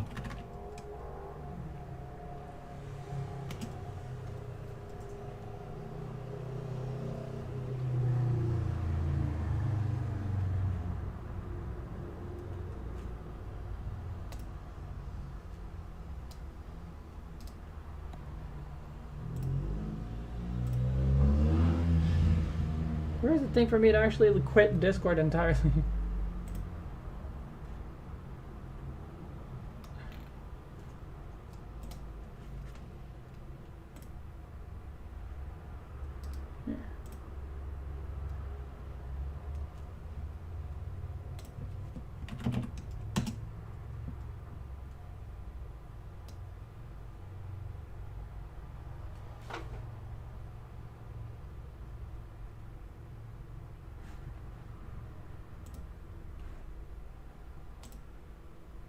Test.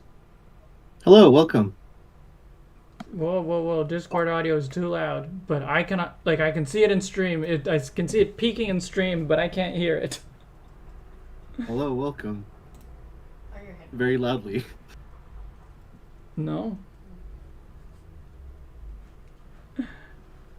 No, the output device is my speakers.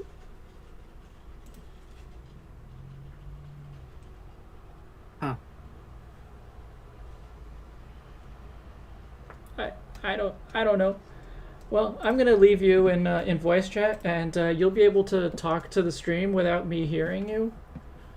So you can have a private conversation with the stream, and stream if the call audio is too loud, you let me know, because I can't tell.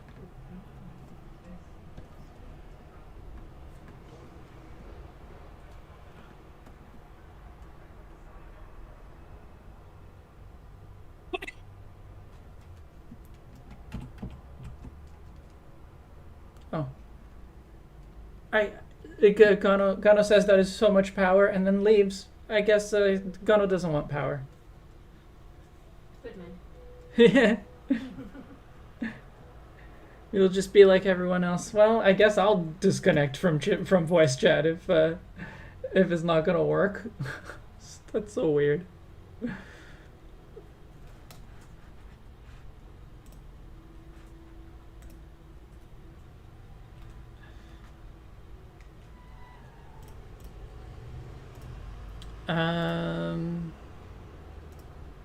I feel like it needs to have a slightly different color between the base of the tail. Oh, right, I was talking about maybe putting in some of the pattern from the wing on the tail. So maybe that'll help.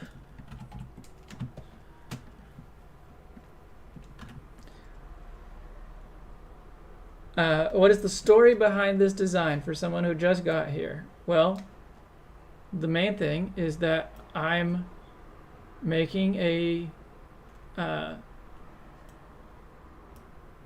whoa, no. Is that I'm making a fakemon region, and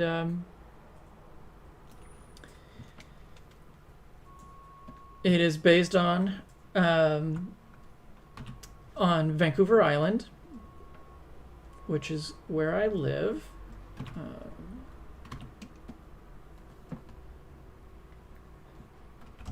Vancouver Island is an island in British Columbia.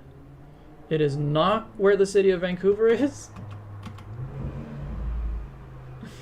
But the reason there's peacocks is because there is a there is a park in downtown Victoria, which is the big city of the island, where there are feral peacocks. They were brought here centuries ago, and for like decorative purposes or whatever, by the British, of course. And they made their home in the park, and well, they're not going anywhere.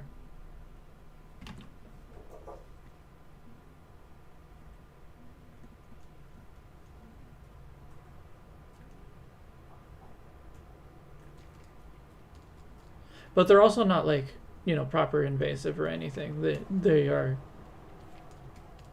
not well adapted enough to really live in the wild.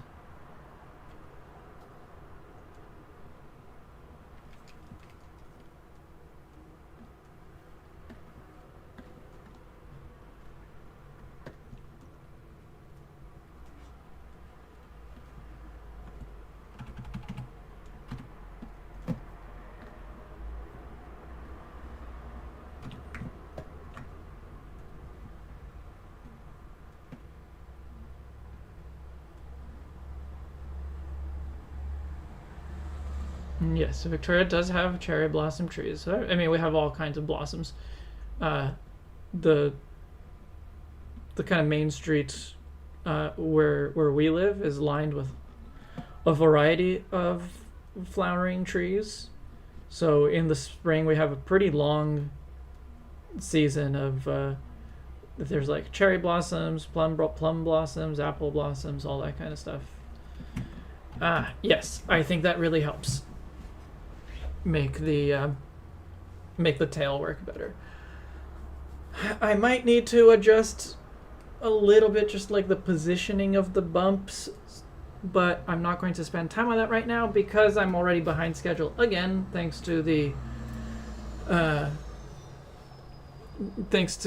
technical difficulties. And so yeah, this looks good. Diggersby needs a name. Unpeasant is unpeasant, and so that one's good enough.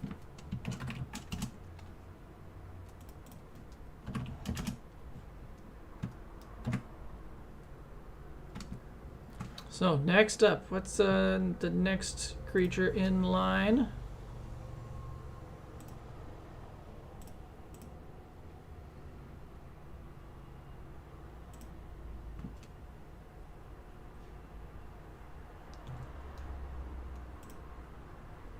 The furfrou. Okay, that one should be a little faster, I hope.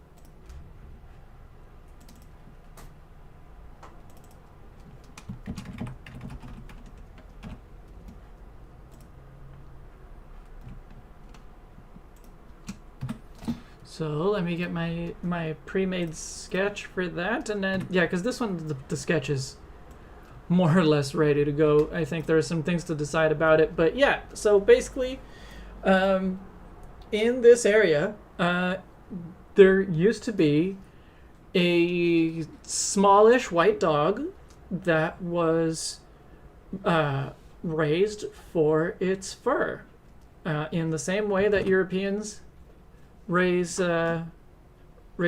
sheep for fur, for wool. Indigenous people here raised the Coast Salish woolly dog for fur.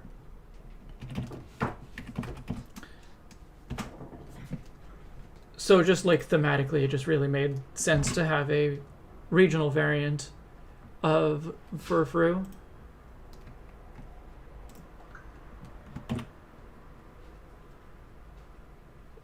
Getting that. Getting the furfrou reference. So it's basically going to be a like smaller, stockier version of furfrou with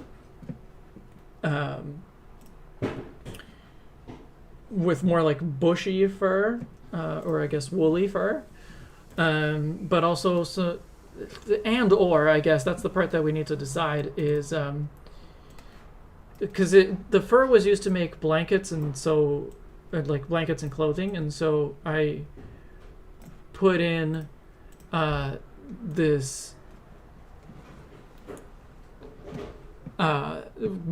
put in these like motifs of like scarves and blankets as part of the fur, and so yeah, I'm just like I don't know if it works having these like two different kinds of fur endings. So that's what I wanted to get y'all's opinion on. But yeah, other than that, it'll probably just be a similar kind of off-white color for the main fur, and then maybe having some patterns on the back just to mimic Coast Salish blankets, which I will look at some photos of just to kind of have that in my head.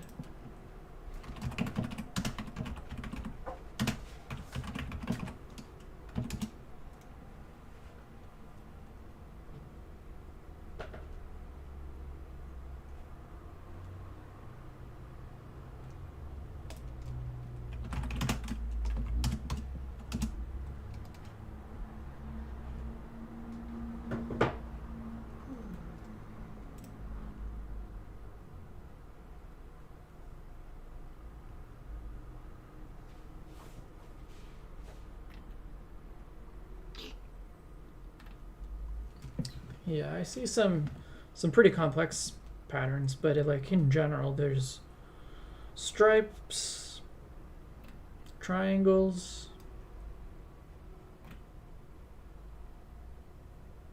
browns and reds mostly, so that's probably what I'll use for the color.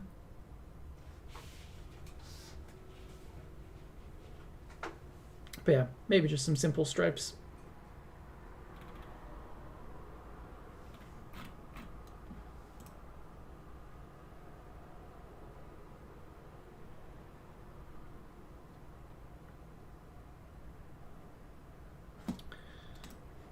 But yeah, what do you guys think? Do you think that the design works like as is with the ears and the fur from the back and the chest, I guess, having this more like straight edge, almost like it was combed or already like made it like partially made into a blanket?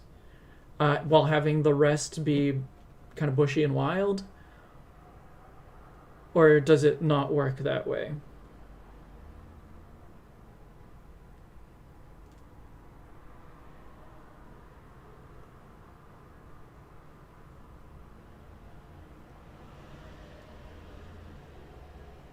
Awaiting responses.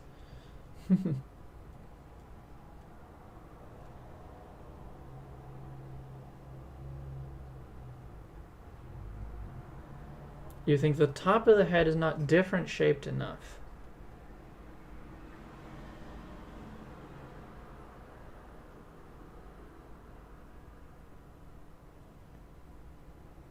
I guess I could like maybe make it more furry in the front rather than in the back. Like shrink down the furriness of this part and make this part bigger instead, and maybe even like just cover up the eyes entirely.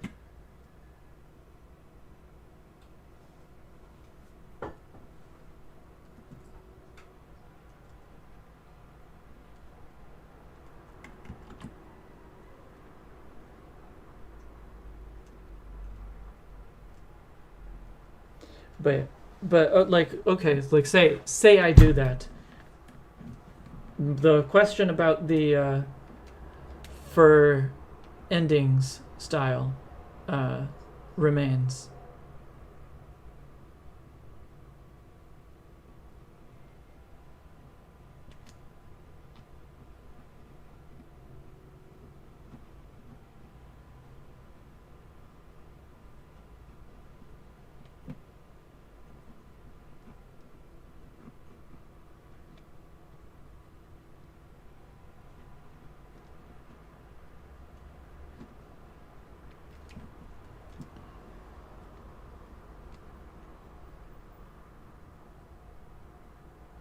Is there a type of First Nations hat that we can use for design? Maybe. I don't think there's any hats that would have been made from fur. They're usually all the ones that I've seen anyway. They're usually made from bark, or yeah, plants generally.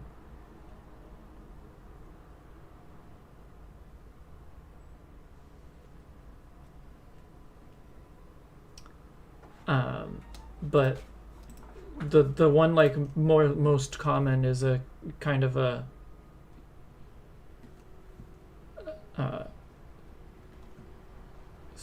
it's kind of this shape.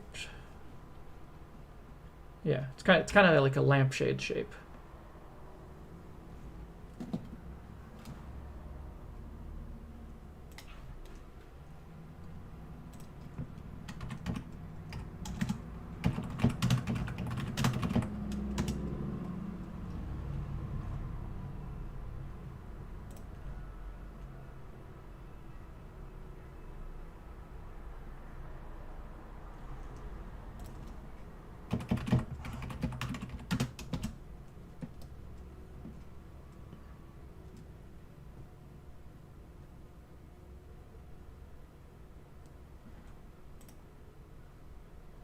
This one actually looks like it might be made of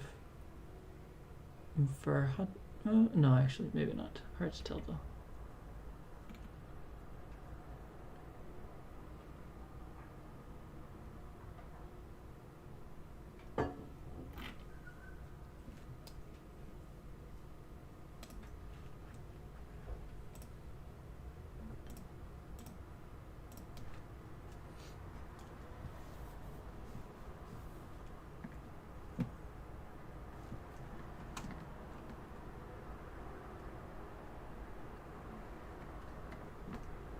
Oh, shoot.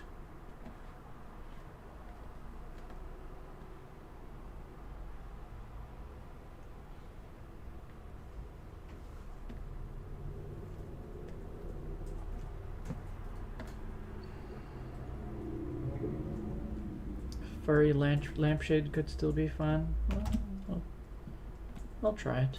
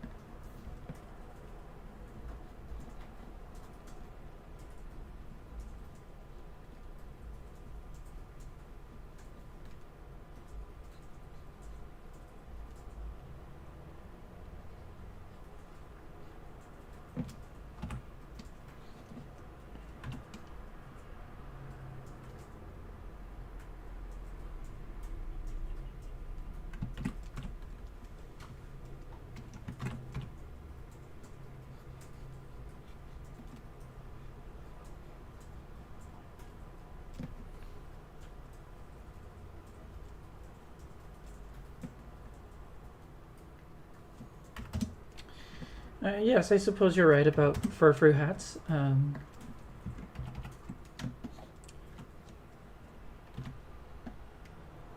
I was thinking that this one would be a more natural cut, but I'll try it.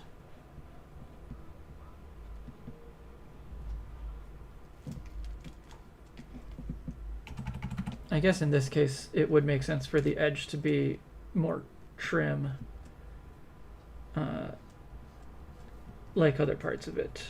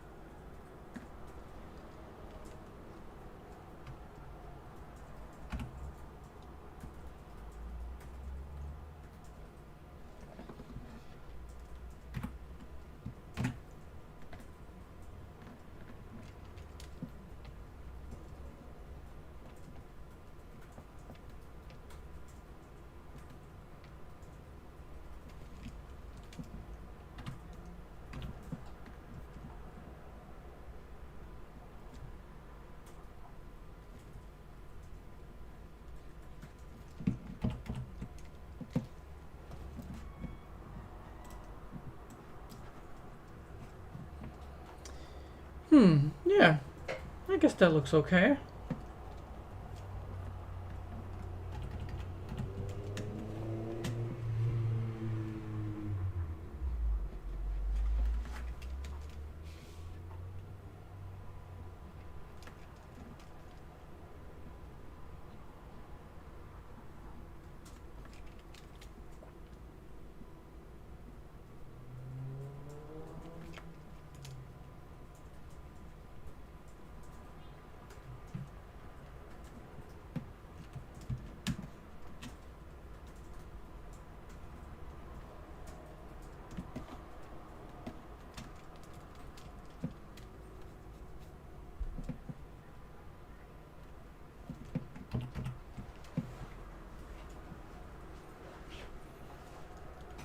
I like this actually. It has the more kind of outside parts of the fur being neat.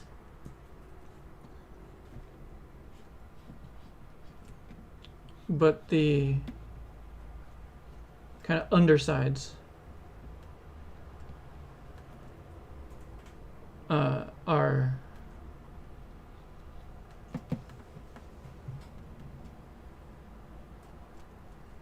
are still bushy. Indigo had suggested the other day, or had like mentioned like jackets that are like really trim on the outside, but like really plush on the inside. So that could be a bit of a bit of the thought there too.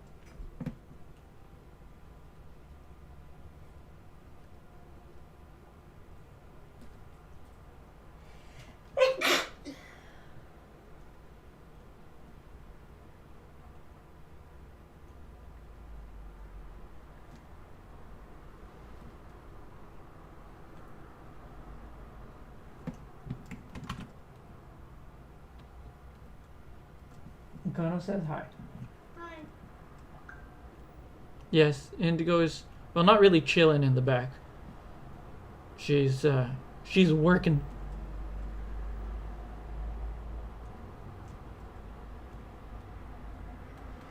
And bless you, says Gano. Thanks. She says thanks.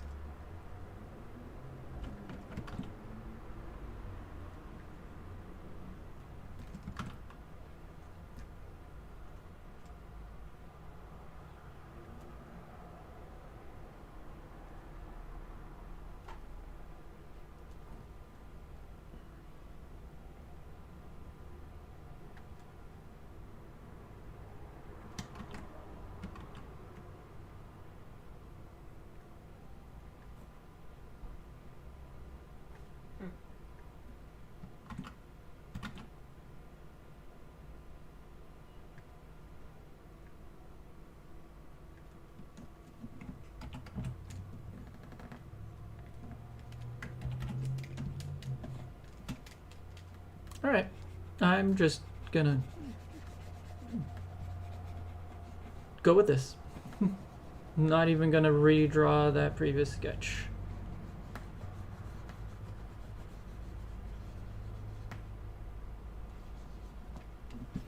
I'll just work on the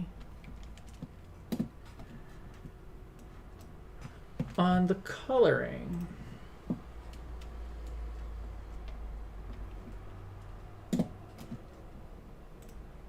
And hopefully this one I can actually make up a lot of time on.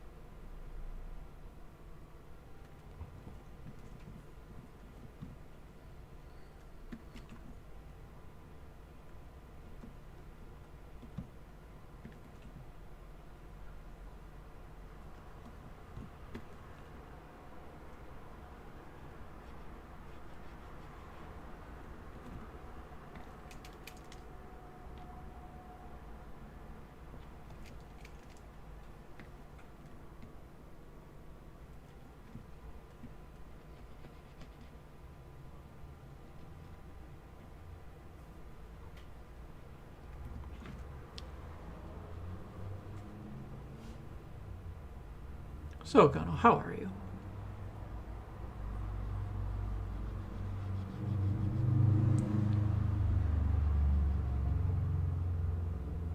Your vacation is coming up very quickly.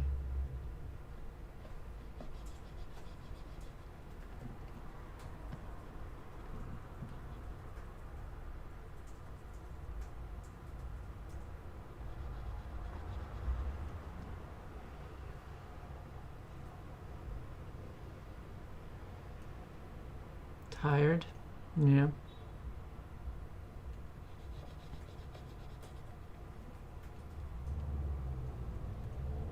Oh, that's nice.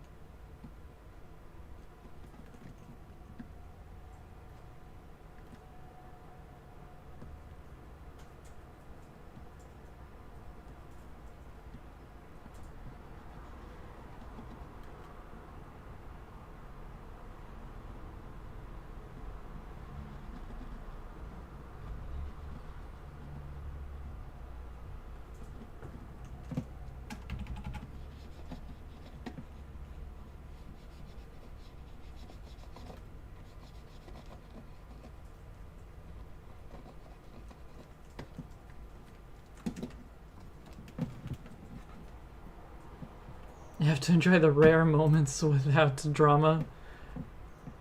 Without chaos, drama, and crises. Fair.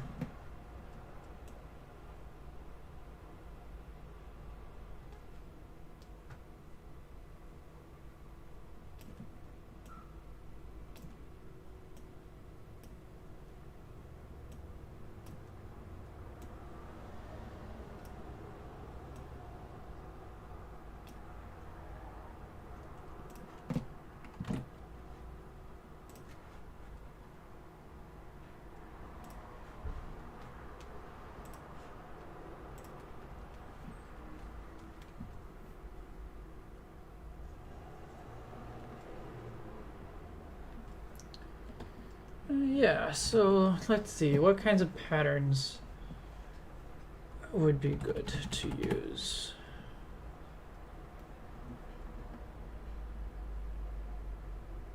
I could just put like a simple thin stripe.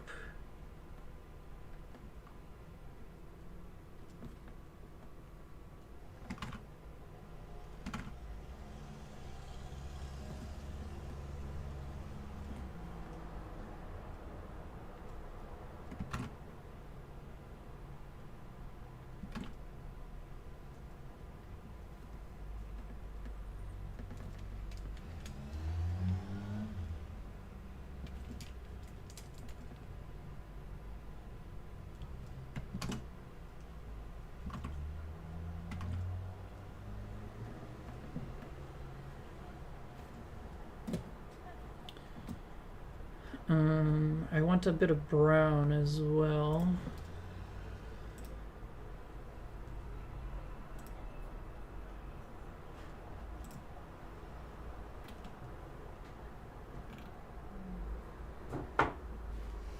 Yeah.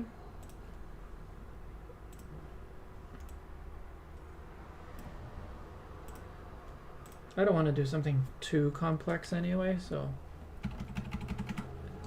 this is probably fine.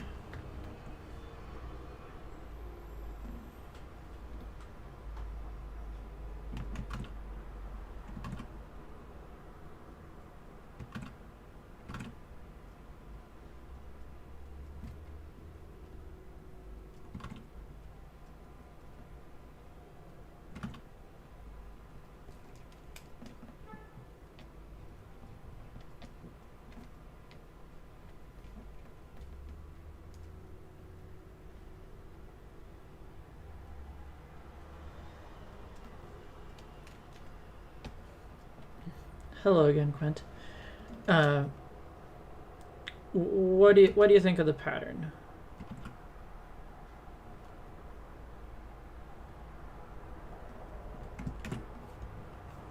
And maybe I'll make the black face be this brown.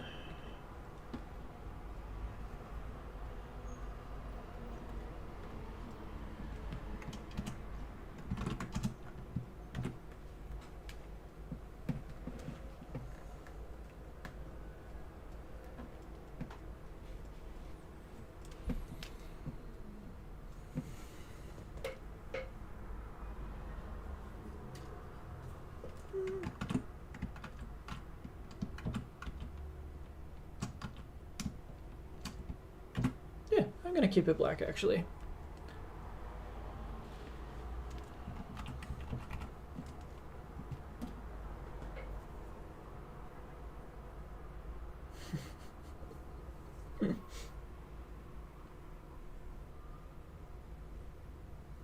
Looks domesticated. Well, yeah.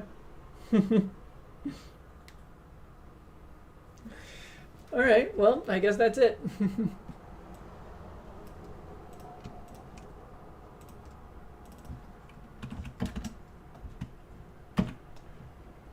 And so either the last one for today, or if the timing goes really fast, then I can fit another one in. Next up is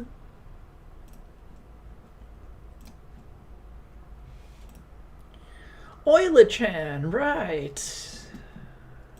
I like this idea.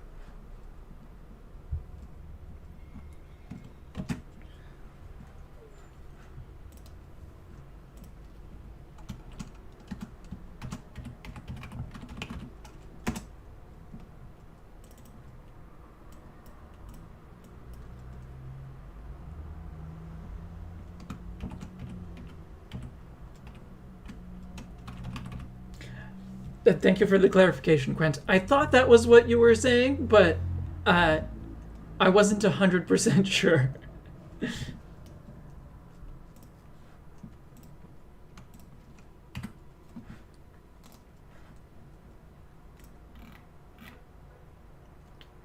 Where is Oila-chan? Oila-chan. So this is definitely a much rougher sketch. But there is a species of fish in this area that is called Uloima, also known as candlefish, because the fish is so oily that you can just light it on fire. So this is a water and fire type. So the other kind of angle to this particular idea,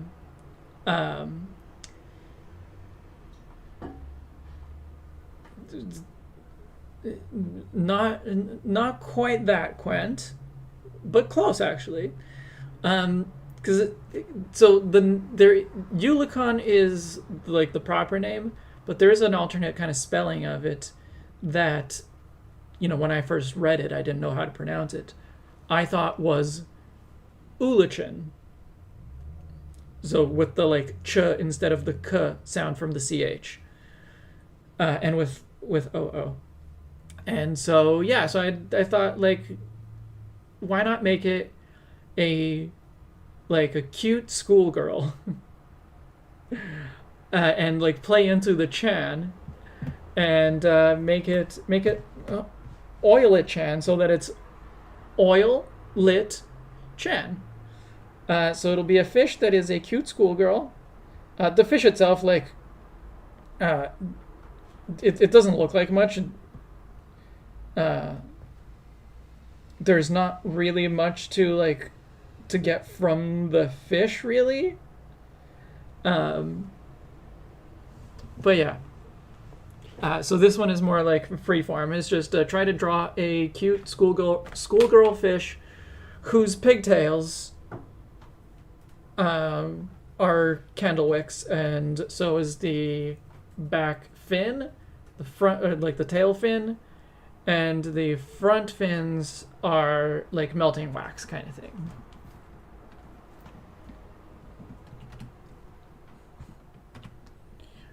But it's supposed to be cute, and So I thought schoolgirl because one, it plays into the chant, but also because it's a fish, so it schools.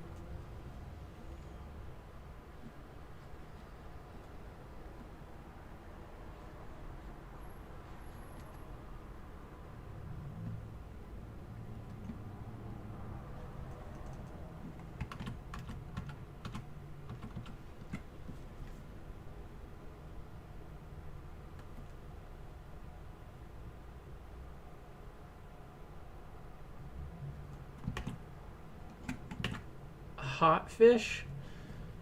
I don't know if you want to be referring to a schoolgirl fish as hot, Gano.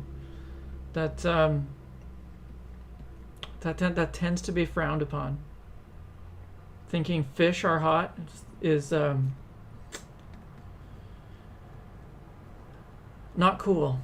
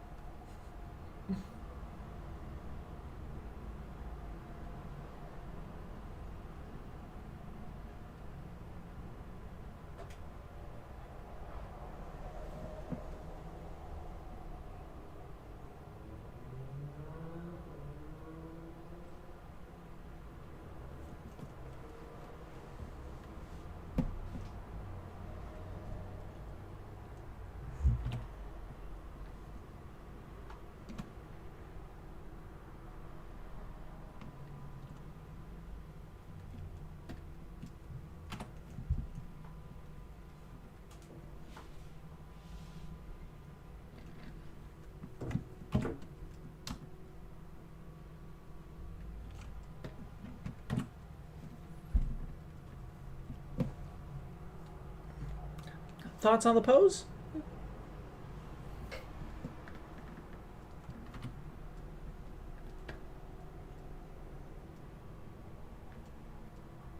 Does it feel does the movement feel right? I might make it shorter actually.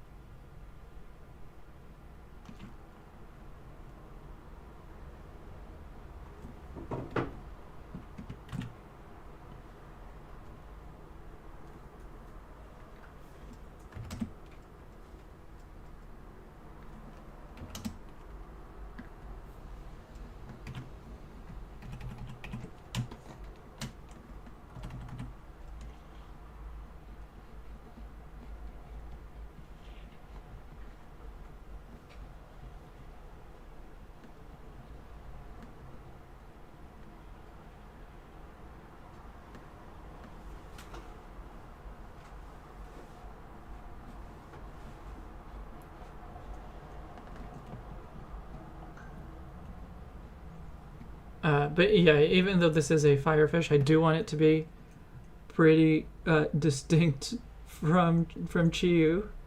So hopefully they look nothing alike.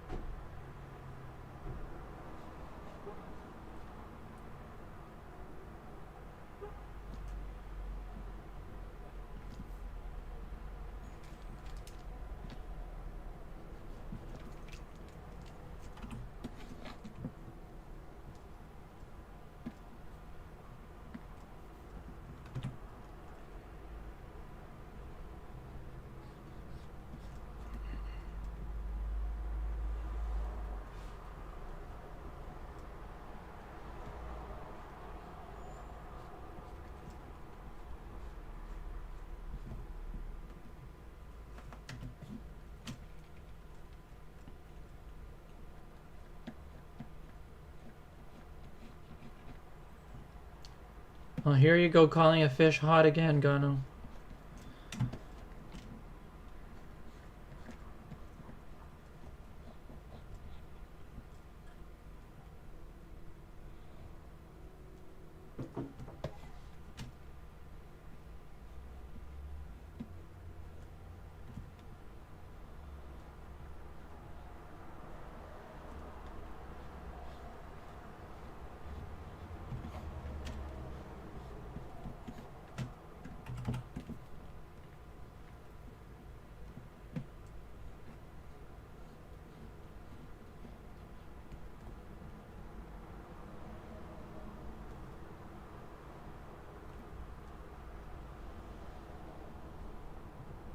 It's giving wishy-washy. I guess wishy-washy also has is also a small fish with big eyes.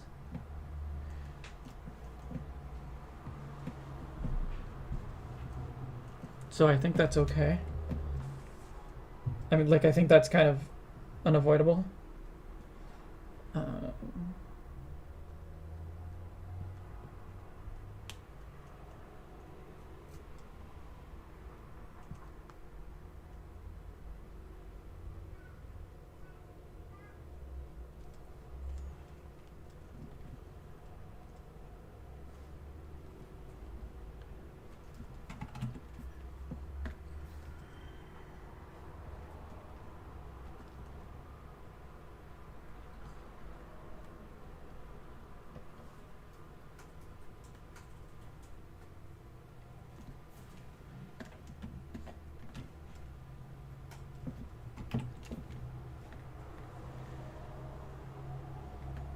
It's a happy wishy-washy.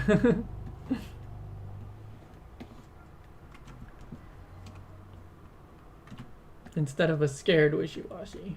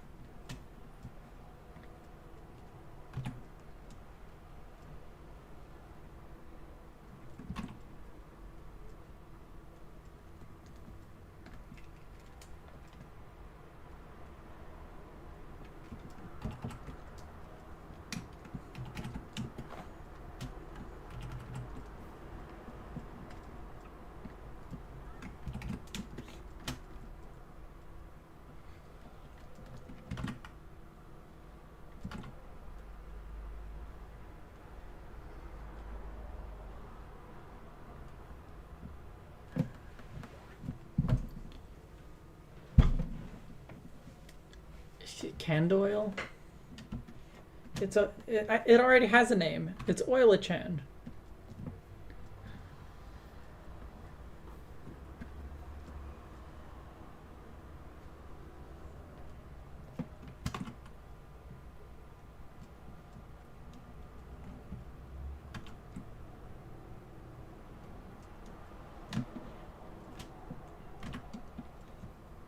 I like that name too much to consider changing it.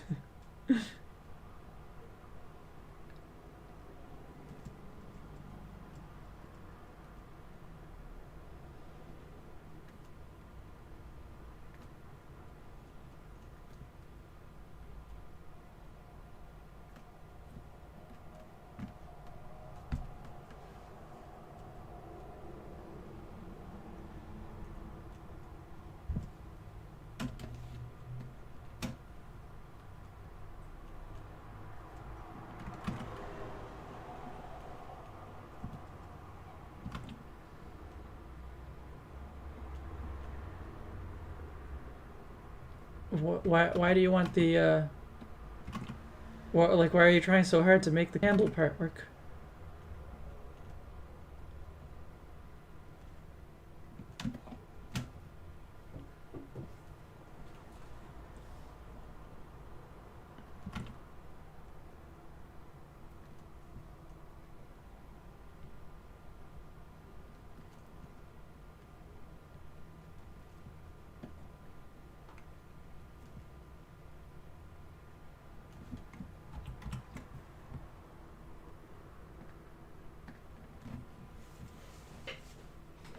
Okay, I'm happy with this.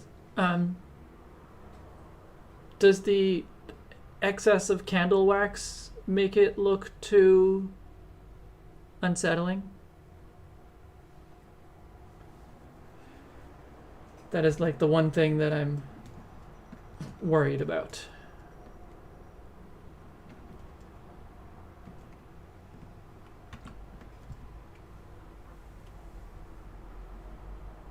It's not Oil-chan, it's Oil-lit-chan. It's Oil-lit-chan.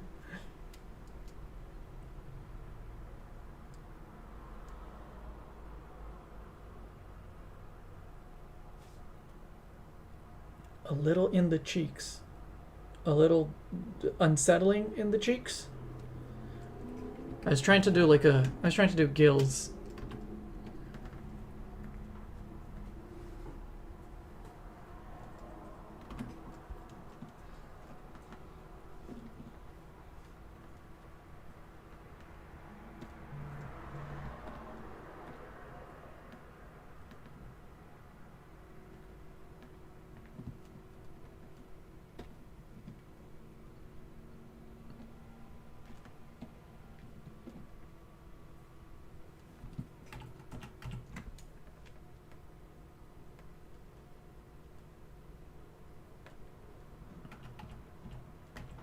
Alright. Yeah, I'm okay with this as well. So I need colors. I'm thinking mostly white and pink. Black on the wicks. Red and orange in the fire.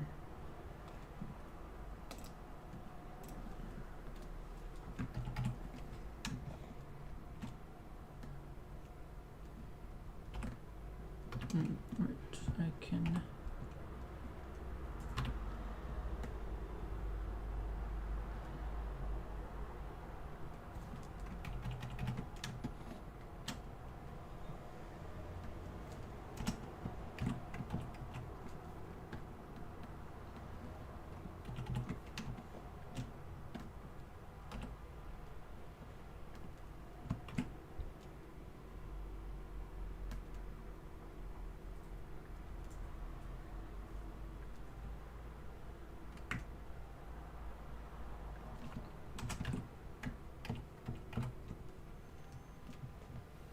These are going fast. Well, that's the hope.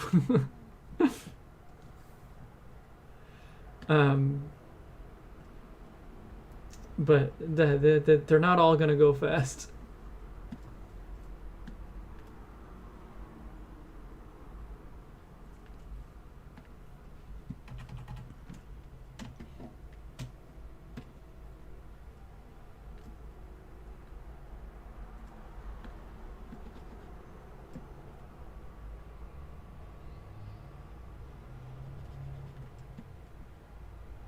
I guess I'm picturing it. Oh, I'm coloring this on the wrong layer. There we go.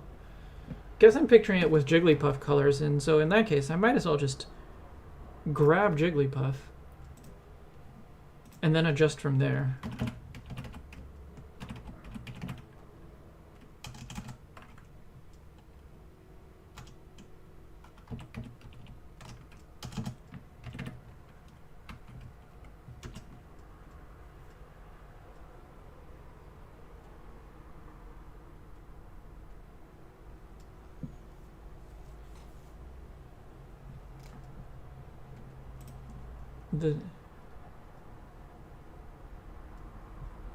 The split tail, the split tail wick kind of reads a bit like bone to me.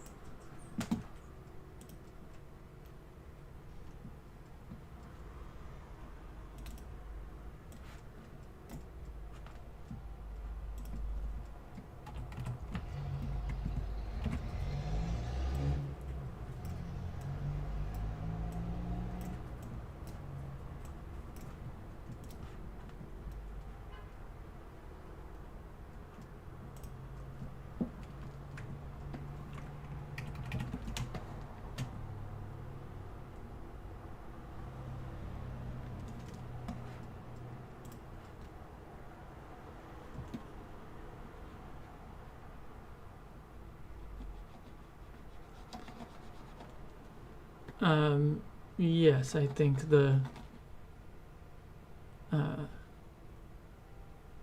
I think the bee took, yeah, a little over an hour.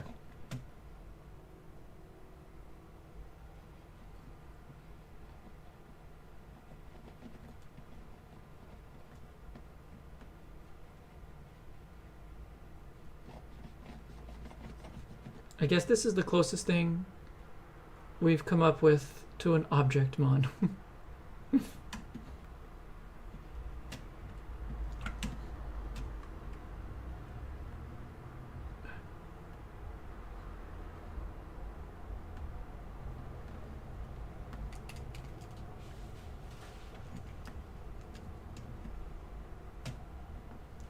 The part that took long about the bee was getting the proportion and perspective on the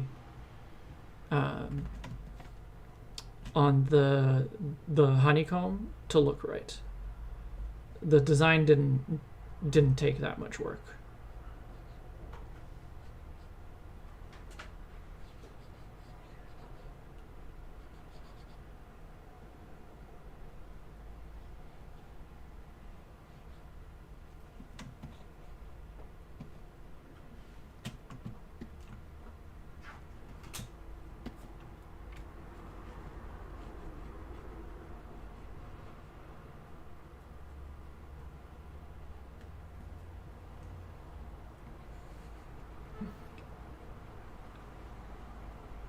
Are you doing bingo this time?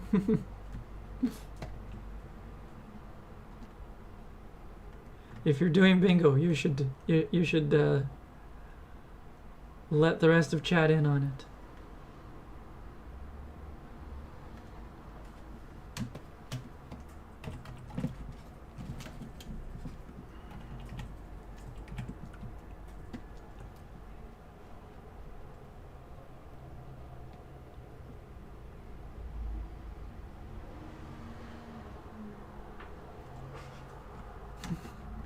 You've just completely lost the link. Oh well. The bingo is only in your head now. Actually, it never existed.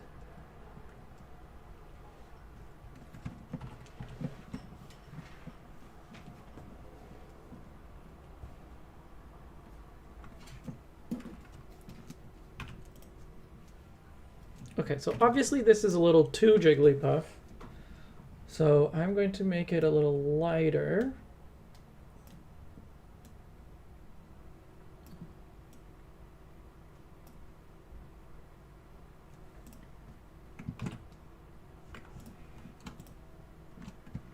And I think I need to make the eyes a different color.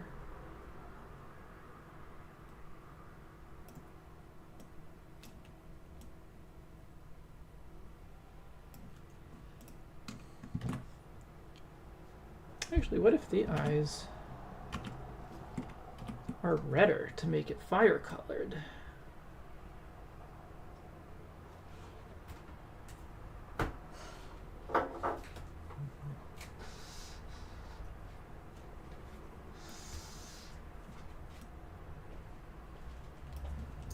You okay?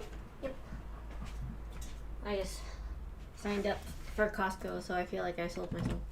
Oh. Fair. Because you did. Mm-hmm.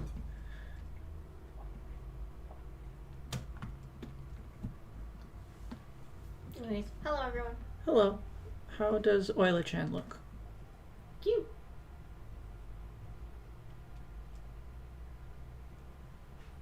Looks like Goldine got like a makeover. Like Goldine and Jigglypuff had a baby? Goldine had a like she's all that kind of rom-com makeover. Okay.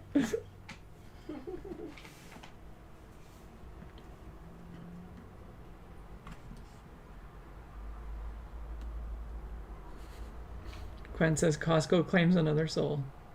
I'm sorry. I'm making pies and it uses a lot of butter, and I save $2 a pound. Just on butter. Just on butter. By going to Costco. Yeah.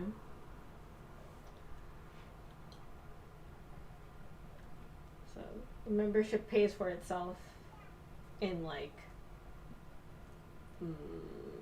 16 batches, I think. Which I assume I'll pay off. I'm sure you will. Yes.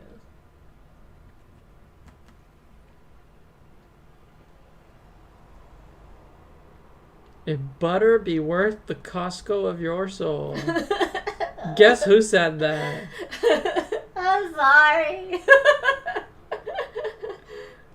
It was a necessary evil.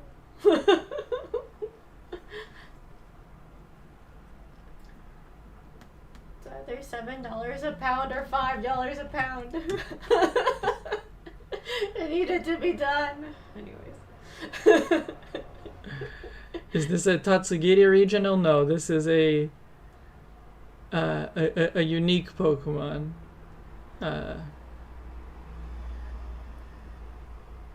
Based on a fish called Uloima.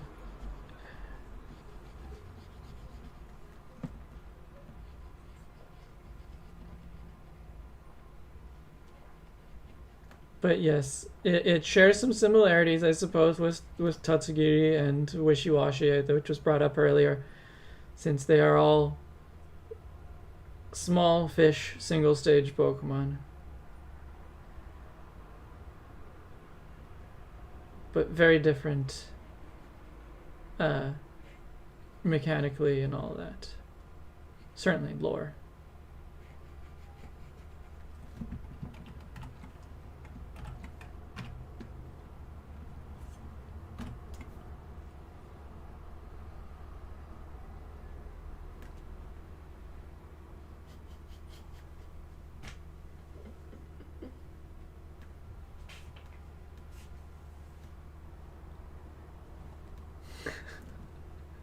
Who the heck is Gino? Gino? Geno? I had liked that pink. Yeah, that's so cute. It's not quite fiery, but I guess. We'll see what everyone else thinks.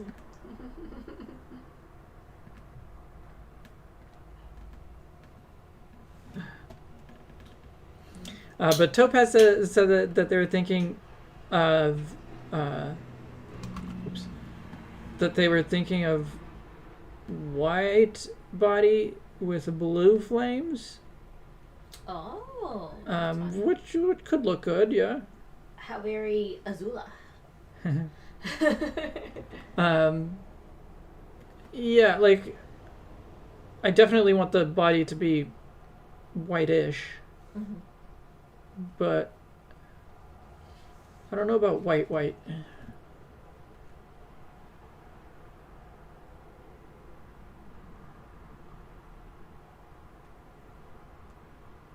This was a cherry blossom thing, or no? I vaguely heard cherry blossoms discussed earlier, so I was Way earlier. Oh, okay. Sorry. It's elsewhere. Yeah, no. Okay. It's, Topaz Net says that they know Victoria for its cherry blossoms and the bug zoo. Both key parts of Victoria, for sure. Yeah. All right, the fire looks more fiery when paired with the right orange yellow. Do you need water? Sure. Have y'all hydrated your flesh prisons today?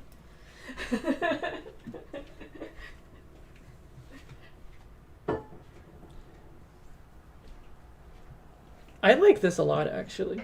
This makes it like, I don't know, the colors now and the like poofy hair. It actually all makes me think of a cheerleader with like pom poms and a skirt, which just plays into the whole the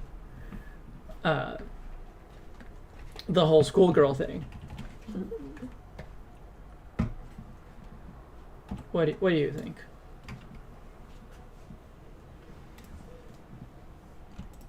Fun. Oh, I see. I like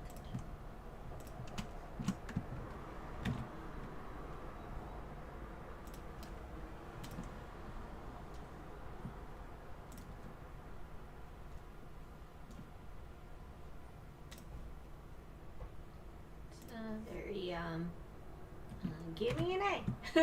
Yeah.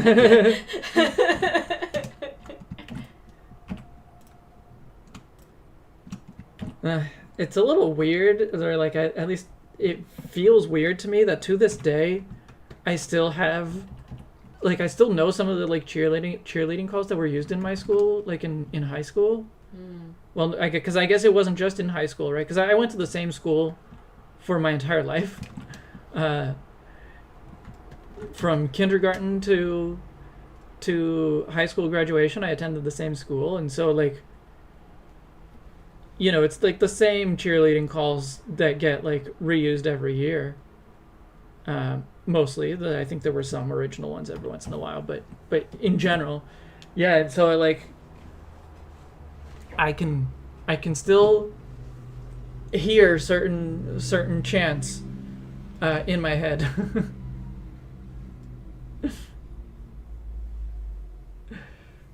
But yeah, I'm happy with this color scheme.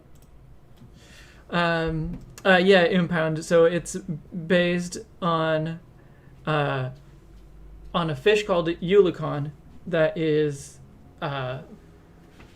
so oily that you can literally just light it on fire and use it as a candle. Like they were, you know, harvested during the Ulicon run and dried up to be used as candles throughout the winter, and they were also like a huge like trade good with indigenous peoples of this area.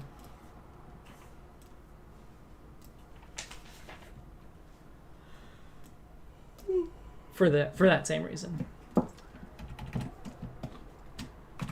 Okay, it is now 6 12:09, which means I have been able to actually make up the time Nice.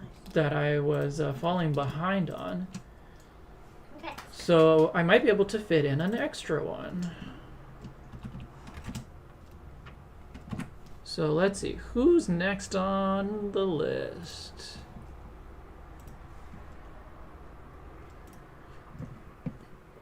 Oh, okay, so most of the ones that I have lined up for tomorrow are ones that Dog wants to be here for. And so I'm not going to do those. I will skip ahead and do the regional lookalike of Maractus. My sketch for that one is very vague, but it gives me enough to go on.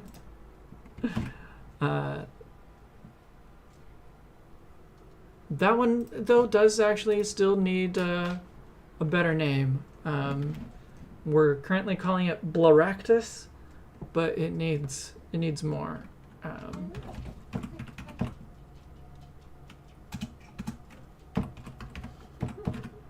I think it needs to not start with the BL.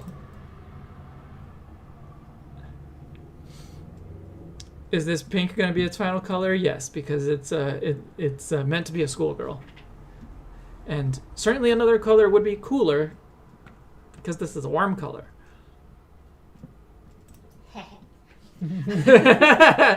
Thank you for that. You're welcome.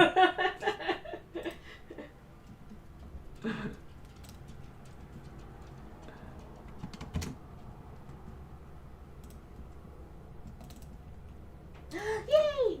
Oh. I got the yamper. Oh, There. nice. Yeah. TCG Pocket. There you go. Finally. How many art cards do you have from this set? Only 3. Okay, I have 5. I'm only missing. Yeah. What is it? Azorial? No, it was.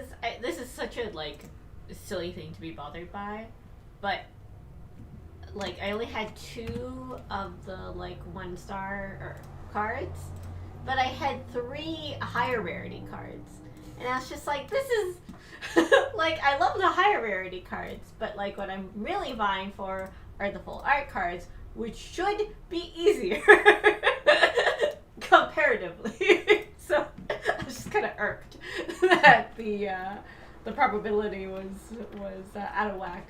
Now it's 50-50, and so it's this feels pretty good.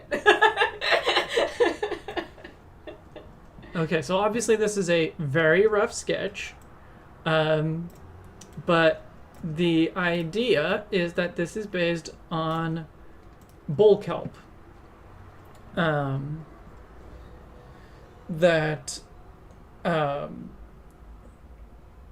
So bull kelp is a keystone species of marine ecosystems here. So there'd be hordes and hordes of these Pokemon offshore.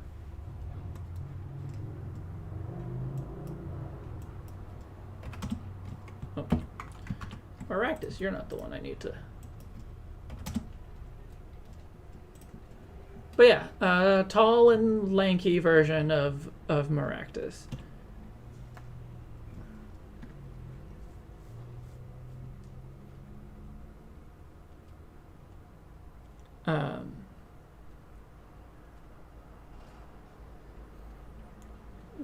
Oh, Dog, you were here after all, but okay, yeah, we'll tackle the other ones tomorrow. Enjoy your paperwork.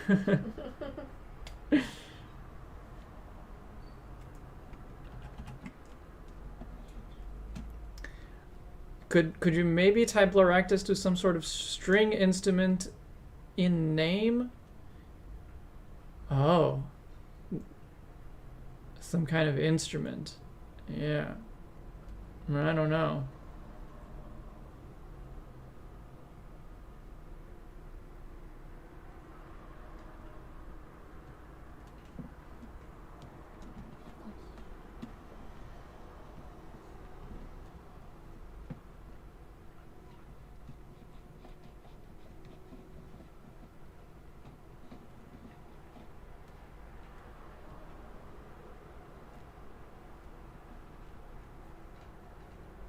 Okay. I just opened 10 packs, and I didn't get anything super fun, but I did get 9 new cards. Oh, nice. That is nice. That's pretty good. Yeah. So I was like, oh, I'm pretty happy with that.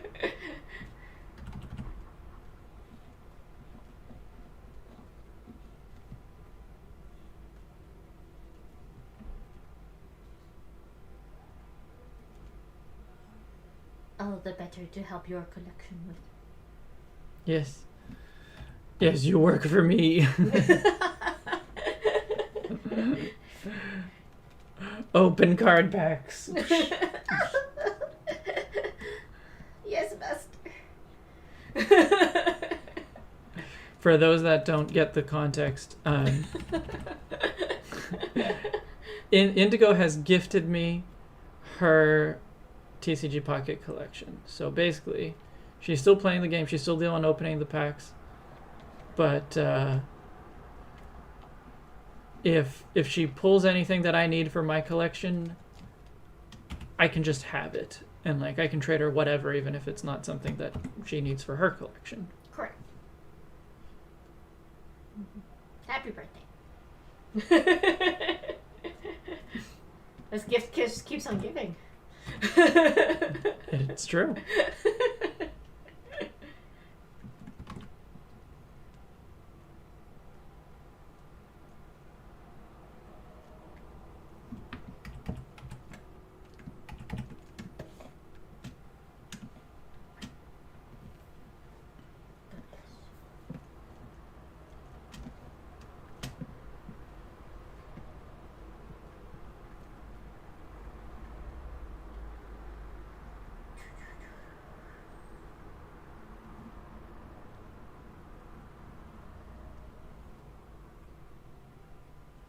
Luractus.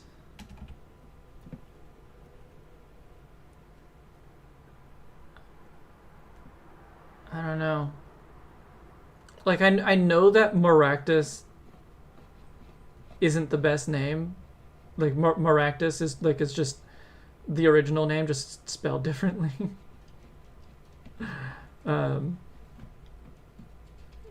But I thought it worked. I just like it.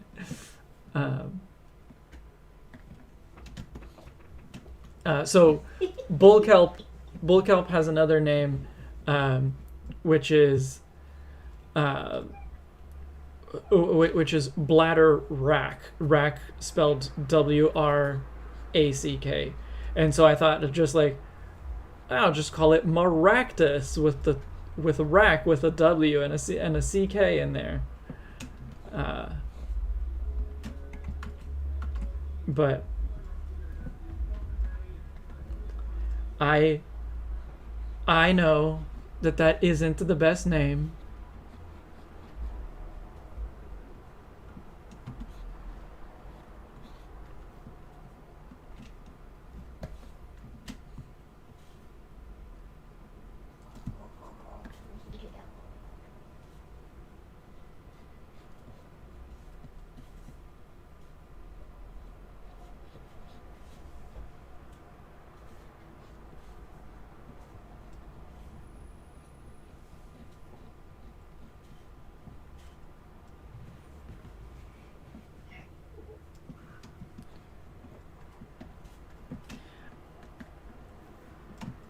I don't think we want it to be luring things. It's a keystone species. It's a helper Pokemon.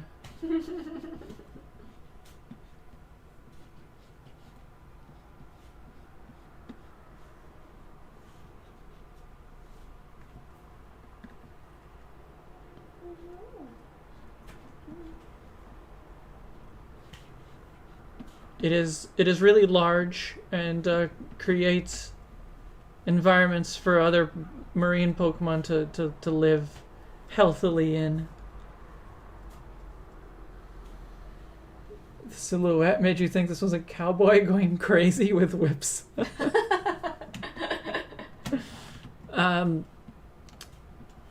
That was really close. Yeah. Right now it looks like a crazy rabbit. Like if you ignore the kelp, obviously. Yes, I can see that.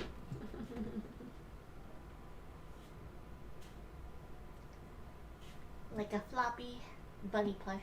Mm-hmm. Who's seen things. Well, I hope it looks... I want it to look happy the way that that Maractus does, because I really like Maractus. Maractus is really cute. It's smiling through the pain.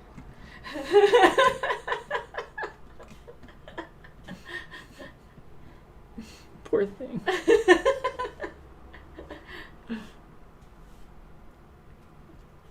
Climate change is fine.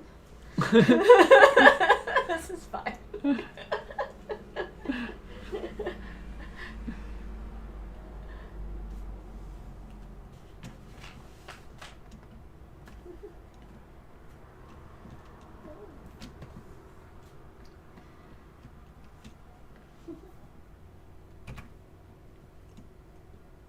probably can't see saucepan.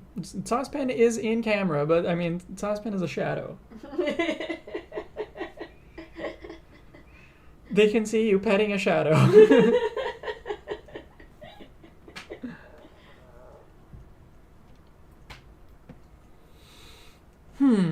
What's the best way to do the hands there? Because Maractus has the advantage of having spikes, and so the spikes can be used as fingers.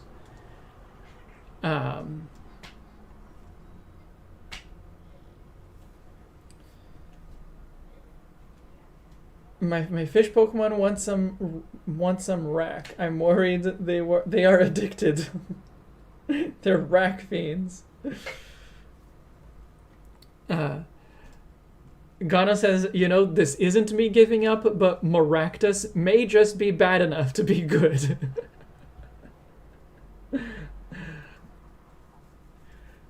Yeah, it's like a Diggerby,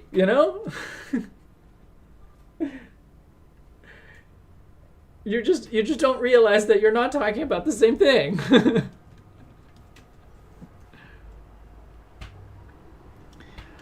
But yeah, the hands, I was thinking that it could just be like I can put a little collar or a little not collar, cuff around the end of it, and then the fingers are the leaves. But I don't know if that works. Like, that is basically what I was thinking of, but I don't know if that works quite as well as Maractus's excellent finger thorns.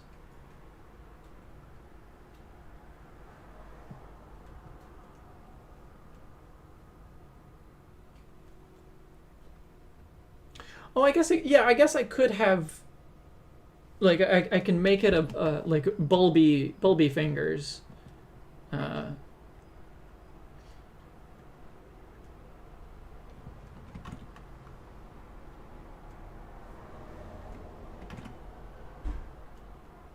maybe so if it's a bulby finger, so good idea, Impound, but would the leaves be coming from the tips of the fingers? Or would the big leaves be coming more like what Maractus has, that is like from the base of the finger?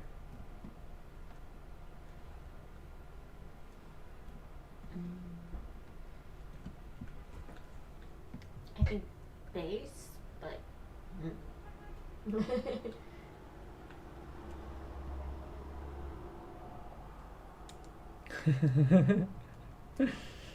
Quent would pronounce the ma prominently for it to work, Maractus, but then that sounds like it has something to do with the mouth.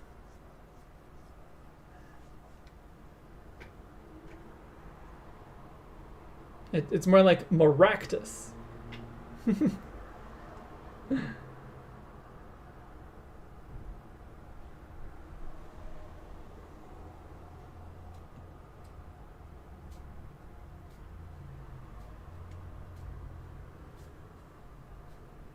Wrists is better. All right, let's make the wrists work.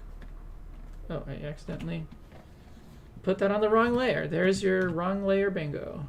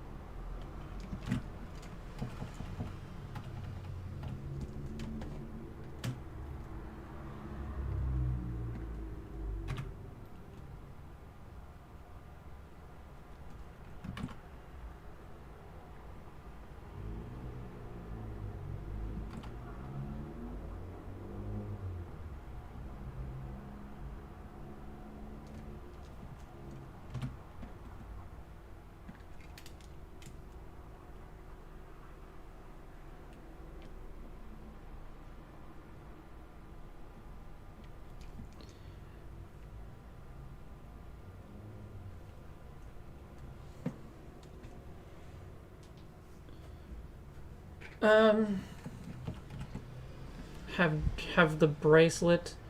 Well, I was trying to like do something that would mimic Maractus.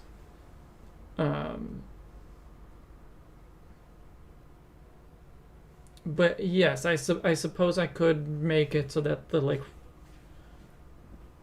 arms are thinner, and then the hand is just a bulb.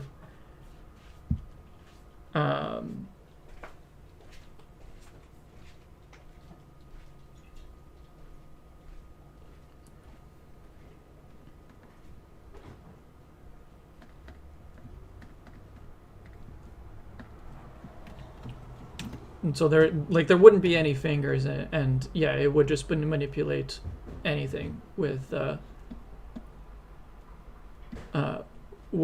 kelp, which is what I was originally thinking of. But I was just trying to come up with something that would better match what Maractus has.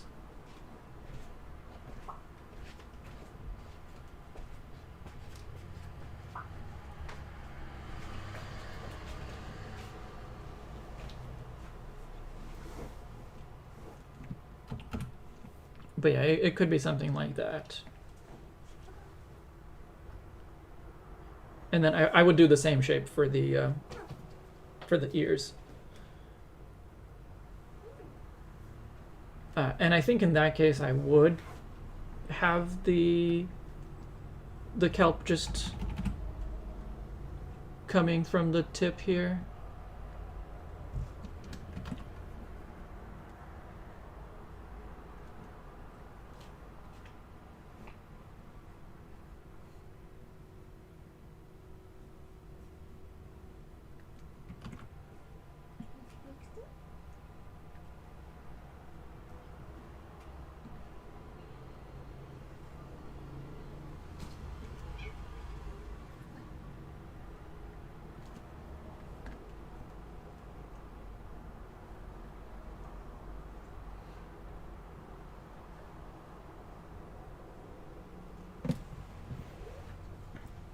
Yeah, I mean that's okay. It doesn't need to. It doesn't need to look. To. I want to try to capture the miraculousness, but in its own way. Like, I want it to look happy, you know?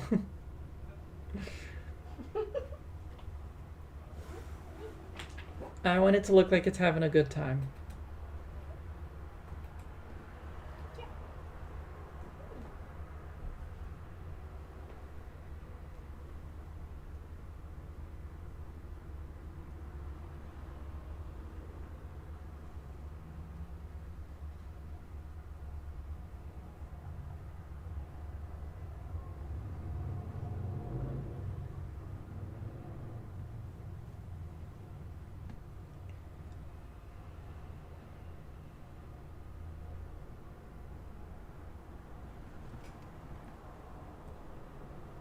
So you think it'll be better to go back to bulbs, no fingers, but still putting the big leaves. So I guess in that case, I go back to the question of, like, if I'm drawing, if I'm drawing these leaves,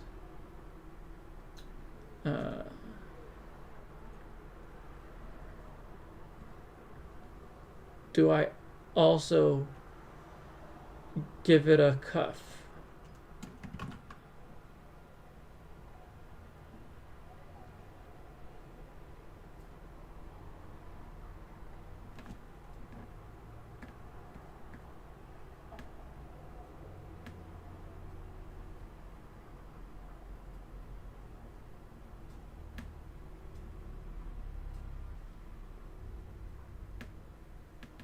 Can we try making the collar sharper but wavier? I'm not sure I get what you mean.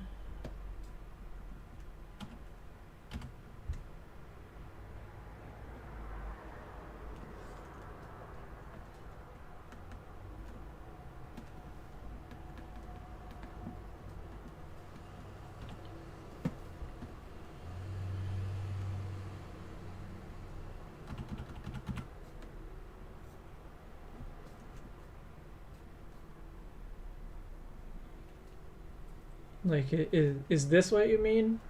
Almost like a uh,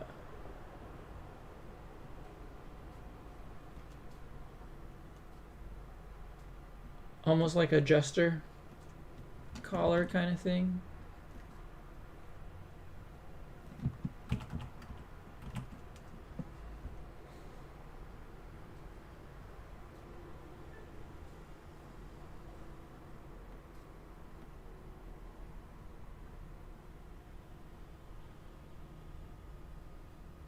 Yeah, maybe smaller. I was thinking the same thing. This is too big. But okay, if this is what you're, if I'm understanding what you're thinking, then I can try it.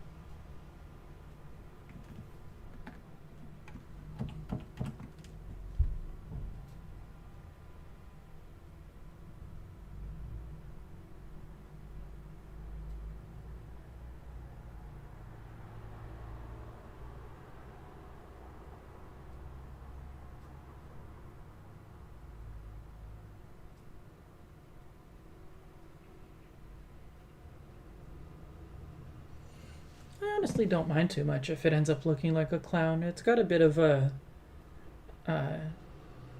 what are they called? I keep thinking of the Brazilian name. What are they called? The like inflatable.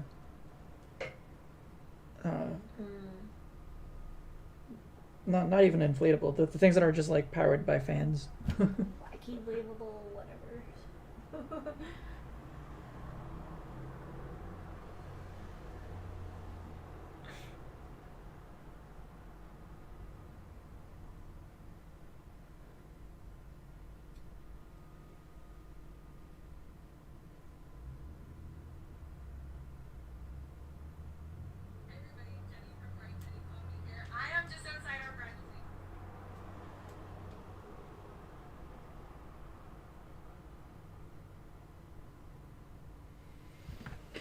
Am I getting it? Am I getting it wrong, Gano? Like this is not quite what you're thinking of.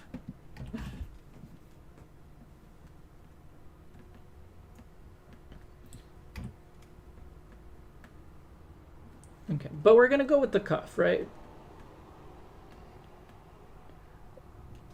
I keep thinking like the name in Portuguese is basically, like the gas station doll. Boneco de posto.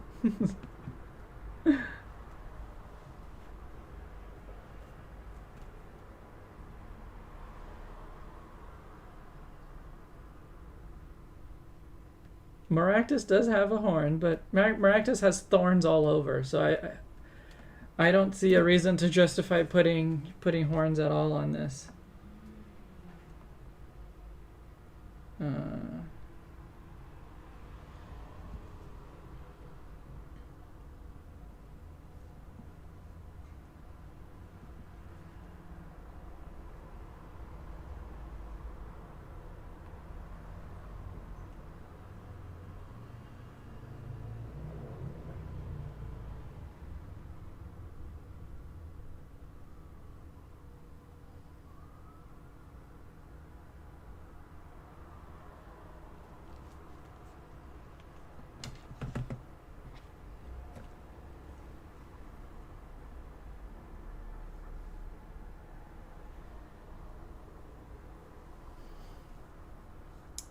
I mean, it doesn't have to be a regional, but it's but like, or not a regional, but a lookalike. But I want it to be. um, there are lots of feminine grass types out there, and I mean, I guess Maractus is one of those, but you know, it's a different approach.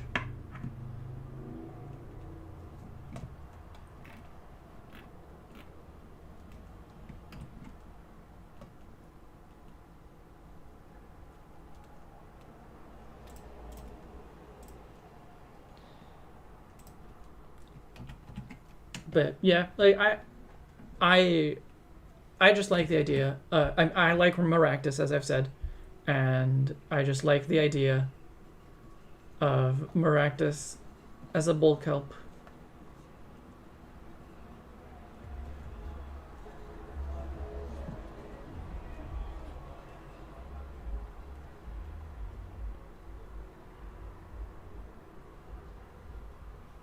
And it's okay if it's a little silly. Maractus is a little silly.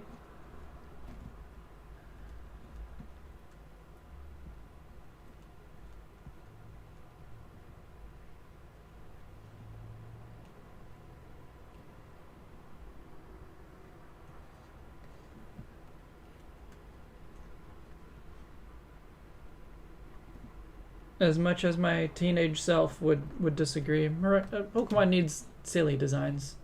Pokemon cannot survive only on edgy designs.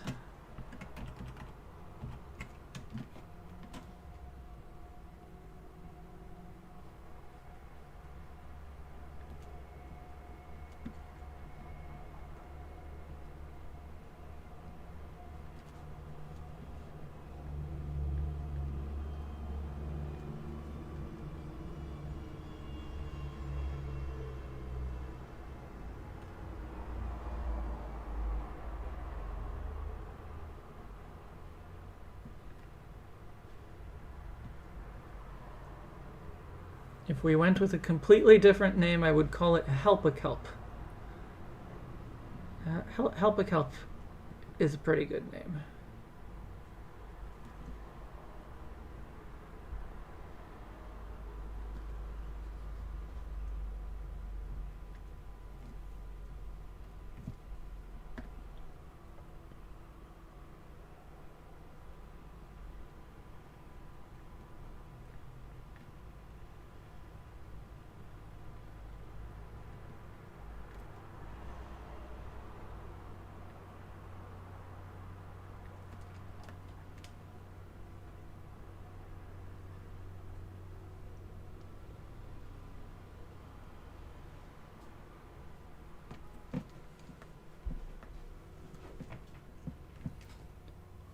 Your idea is cool. I'm not knocking it. It is a good idea. I wouldn't want it on my team. What? Which is fine.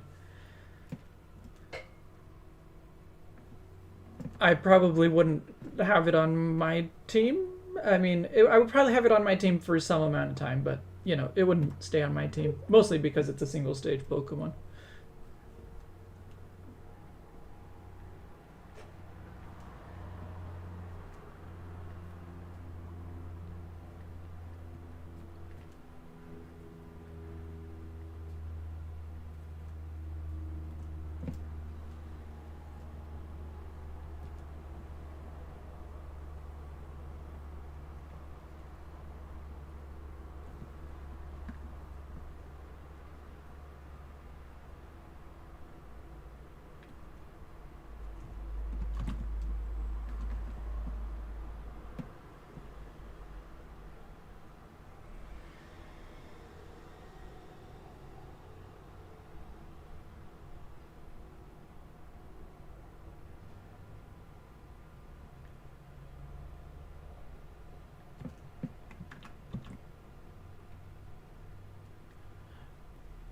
I'm guessing you're pronouncing that or like hearing that as Miraculp, which I guess is kind of like Maractus, but to me the more intuitive reading of it is Mariculp, which then doesn't sound at all like Maractus. It is watergrass, yes.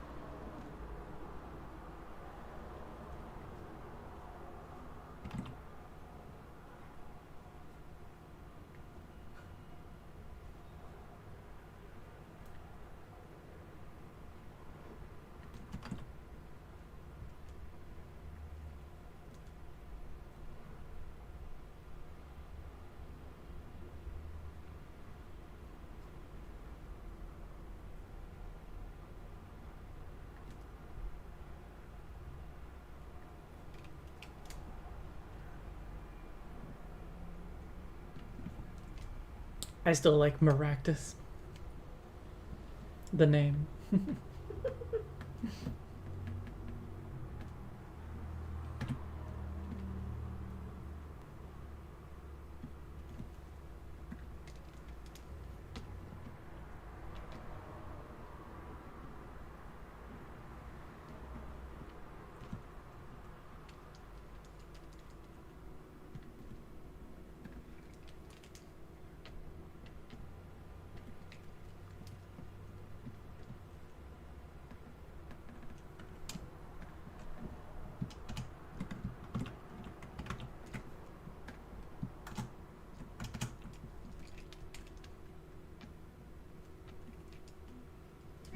Oh. Getting hungry.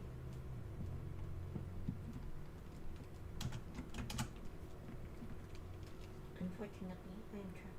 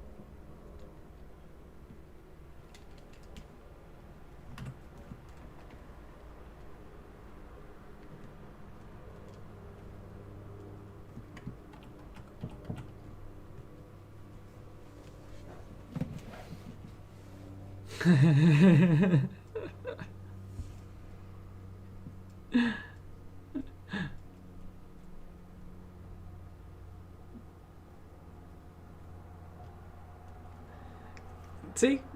Gano gets it.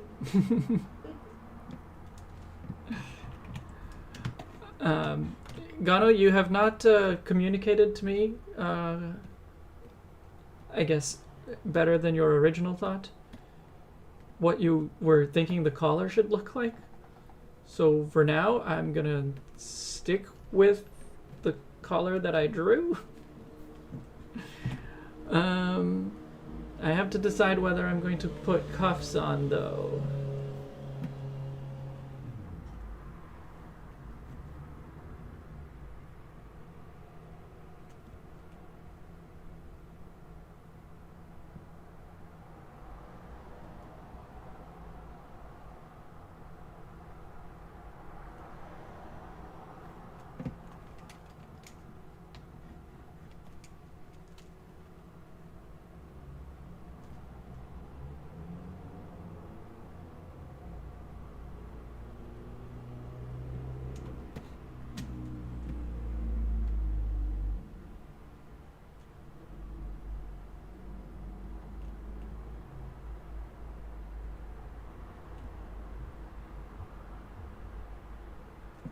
Well, what did you have in mind?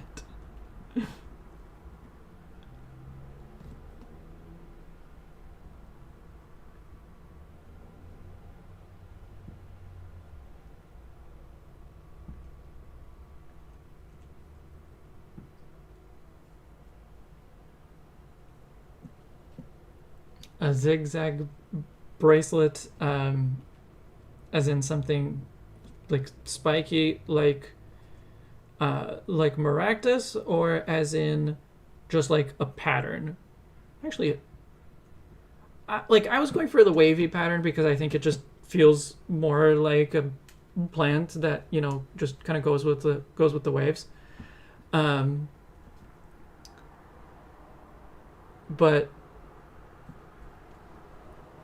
so maybe it would actually work better with, instead of cuffs, to just have a wavy pattern in the same place. Like there's already going to be one, you know, in the bottom here. So not zigzag exactly.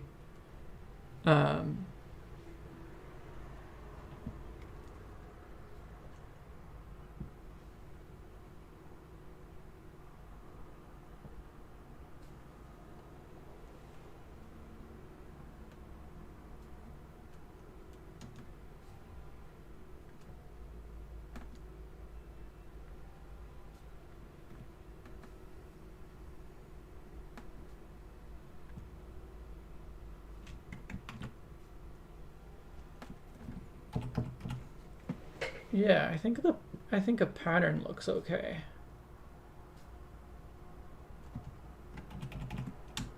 I just realized that all the leaves that I drew, they kind of end up looking more like tentacles because they don't look flat.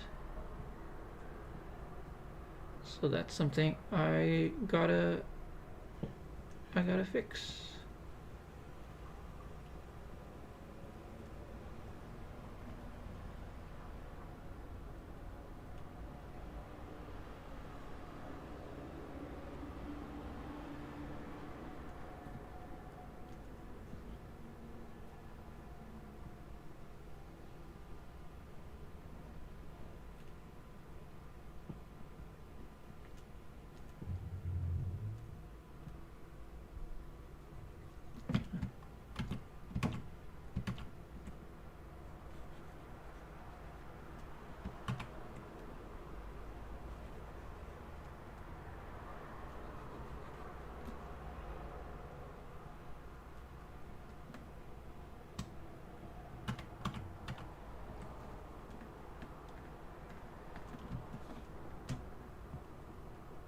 Goodbye.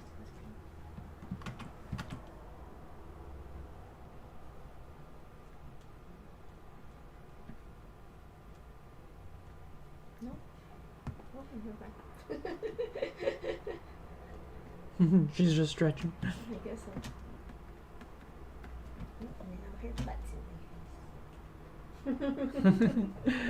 I'm gonna be finishing soon too, Quent. I just want to finish this one up and then I'll be done.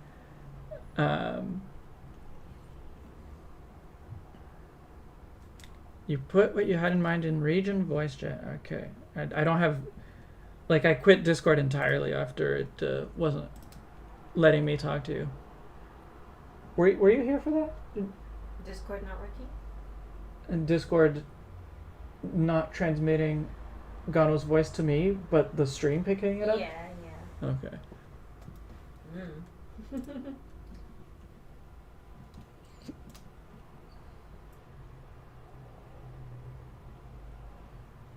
Okay, I see. I can try it.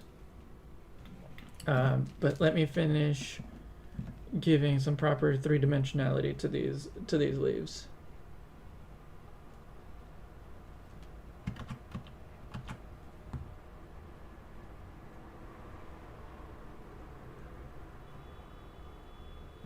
And I'll probably like redraw the lines a little bit once I'm doing the final one, but I'm not going to bother with it right now, just because of time.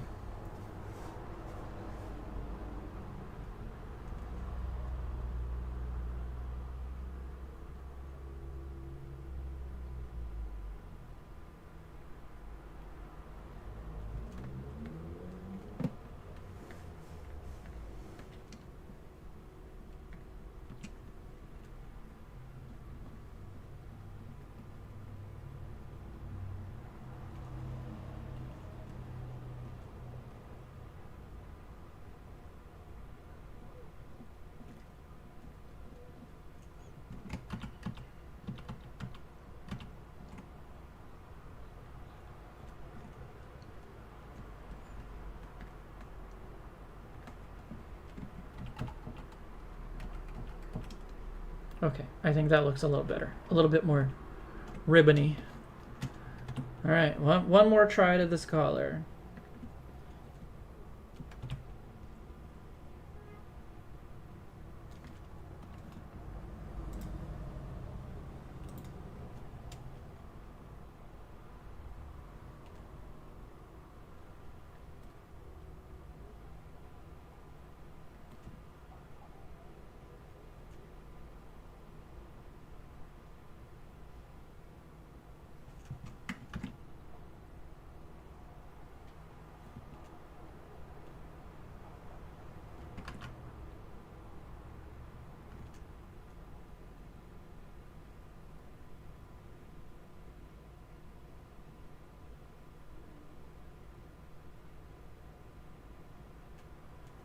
Better.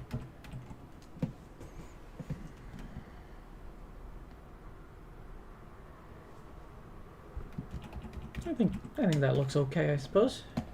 I want the tips to be less pointy though.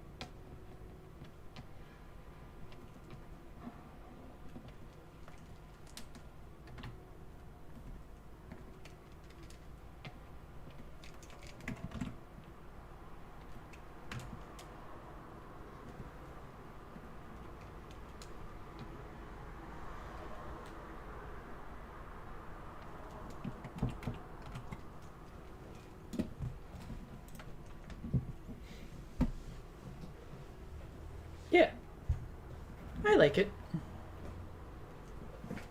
Maybe the shape of the specific shapes of the leaves on the collar need a little work, but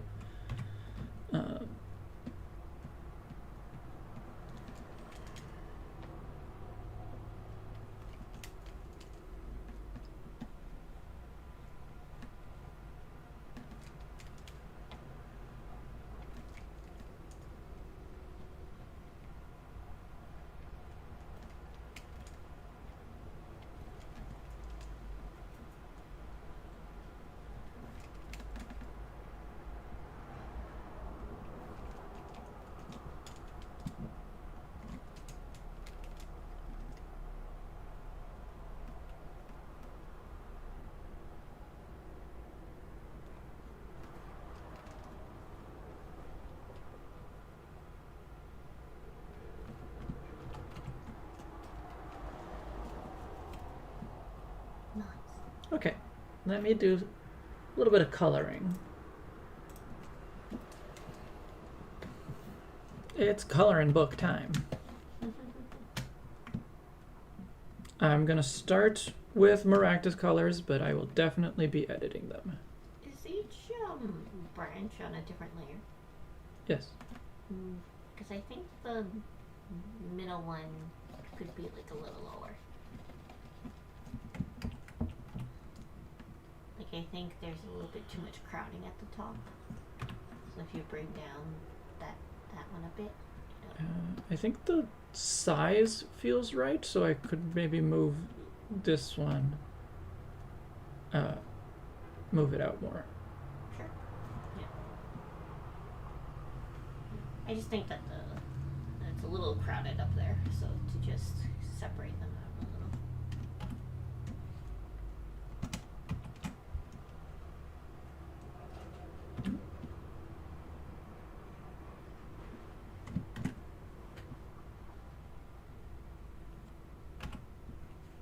Otherwise, it looks great. I like it.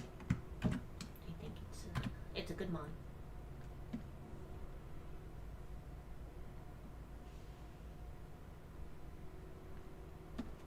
It'll still overlap here, but Yeah.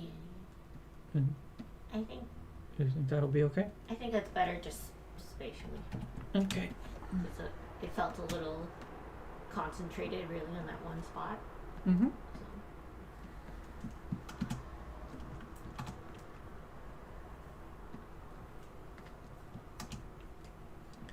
Yeah, no, I see it.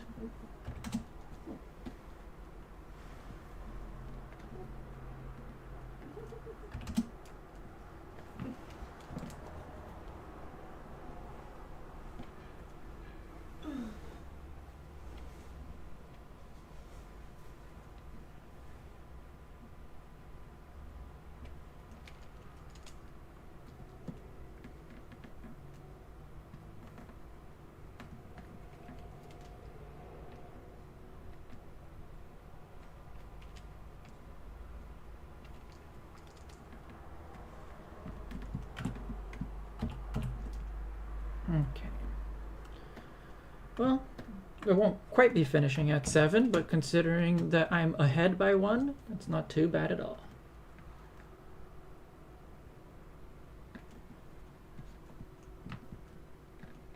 Yes, I am on the correct layer. Okay.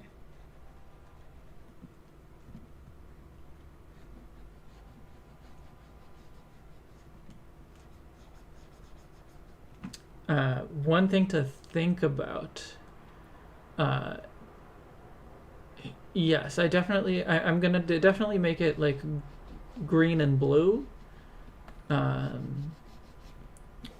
or blue, green and blue, something like that. Yeah, I'm just gonna start with Maractus colors, but I will change them.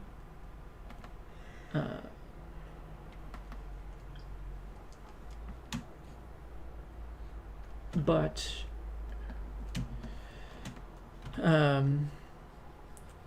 one thing that is really nice about Maractus is that it's a really simple design, but it does use 4 different colors.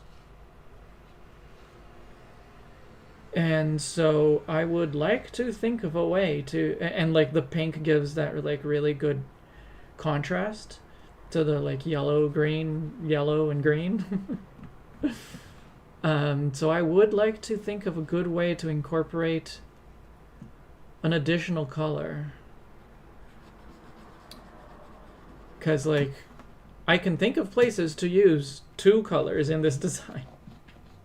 And I need 2 more. But at least 1 more to be the one that offers that contrast.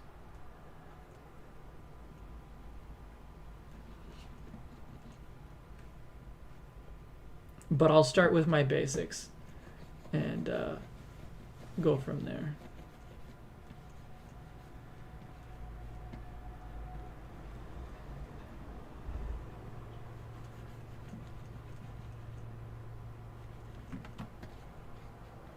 This thing would have so many rubber type attacks.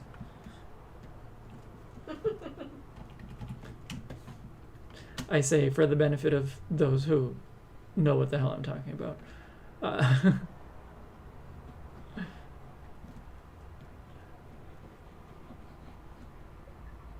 I have a friend who likes the concept of the rubber type, and the type name is something that he's not totally like committed to, because people seem really off-put by the idea of a rubber type. So only Charon. No, I mean, not Charon might be the only one who's, fully on board with it, but he's not the only one who knows what I'm talking about. But I totally get the concept of being stretchy and bendy, of being able to spring back,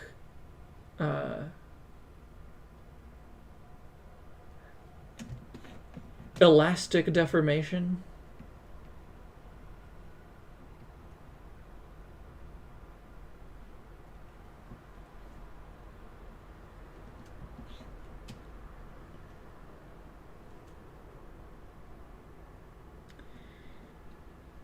How do I come up with ideas?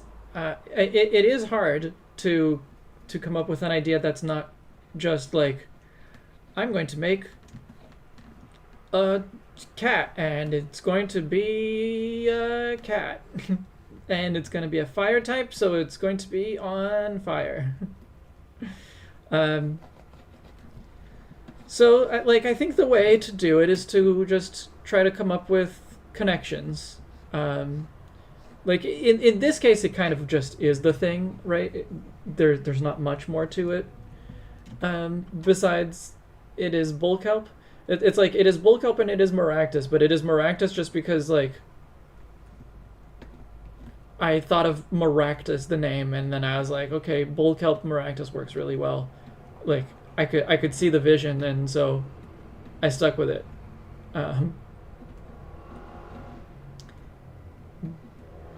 But in general, you do want to kind of layer things, and so yeah, I think the trick is to try to think of connections of so in the case of Oilichan, the fish that I did earlier. So I started that with just thinking about the candlefish, so the Ulicon, and I was like, okay, I definitely want a fish that that is on fire, and because it is a fish that is used to do that is used as candles, then I'll put some candle motif into it, and then just kind of thinking about just trying to put more layers into it. I thought of the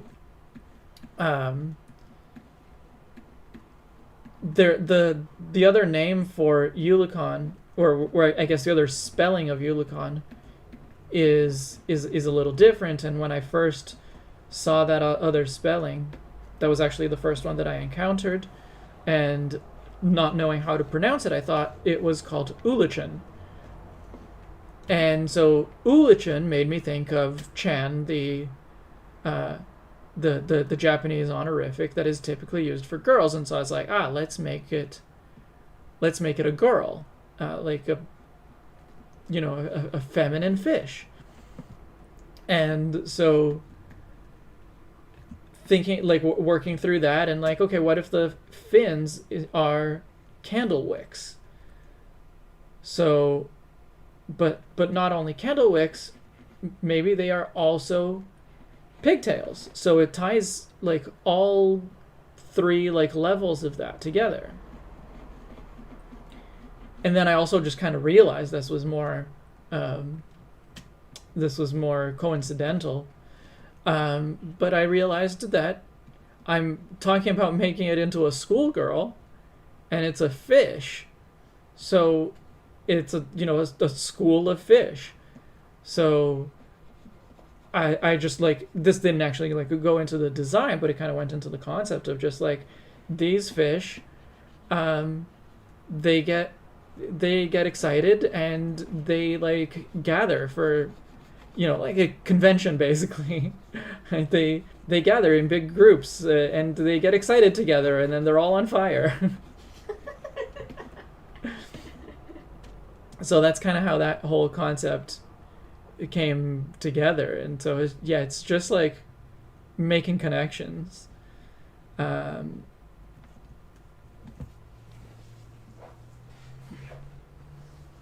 and yes, crowdsourcing, as Gano says, definitely helps. Being able to talk to people about your ideas and be like, you know, there's this one thing, like I kind of like this concept, but I don't see what the connection is. I don't like, it's not quite working for me. And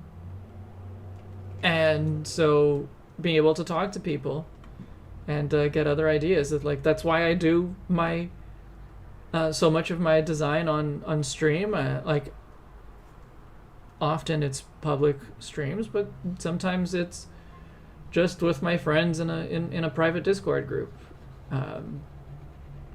To, you know, I get some company and I get some people to bounce ideas off of, and that's super helpful.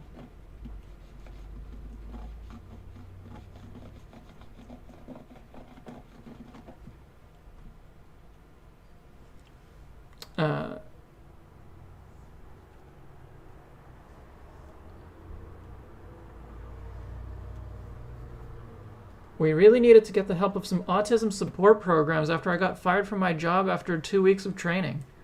Oh, that sucks. Oh, yeah. Is this recent?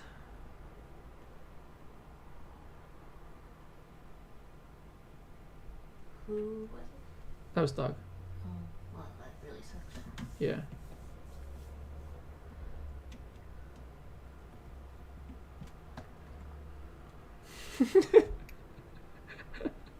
So Dog says, I like my women like I like my North American fish. On fire.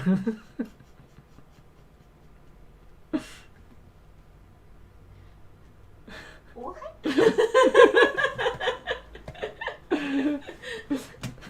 Oh, did that come out wrong?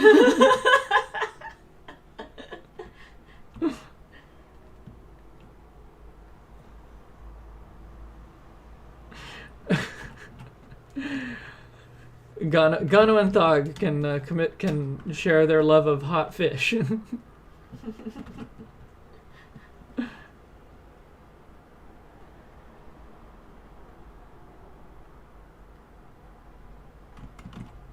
You're saying hot fish as like a single word, and like it makes me think that that's a reference to something that I'm not familiar with.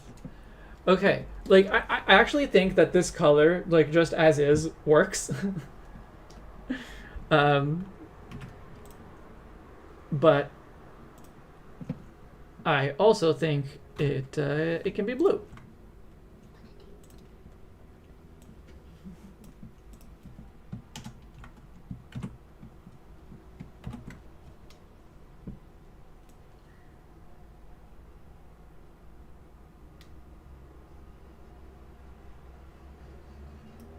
Oh. I have sample all layers, and so the maractus actually got colored as well. I just didn't notice because it was the maractus color.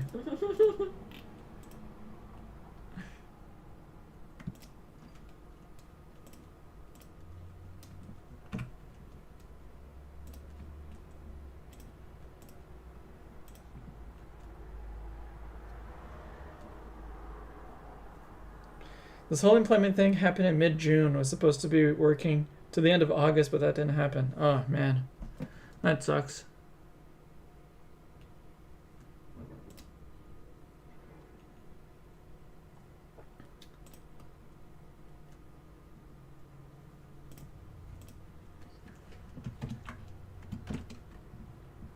What if I just shift? Society is not kind to the neurospicy.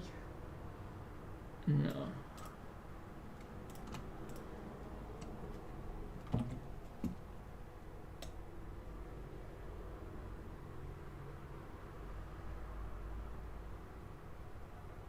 Okay, yeah, no, I can't. I can't shift them together. I have to shift them separately.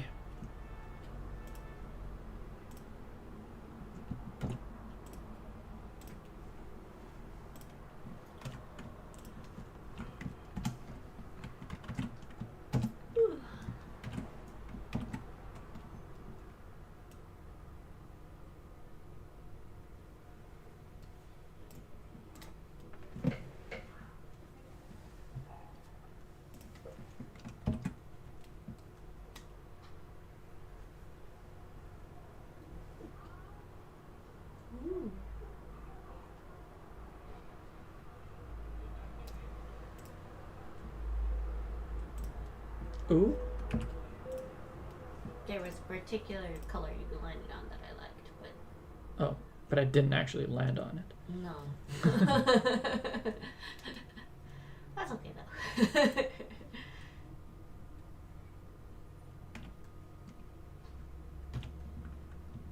It is kind of like pom-poms again.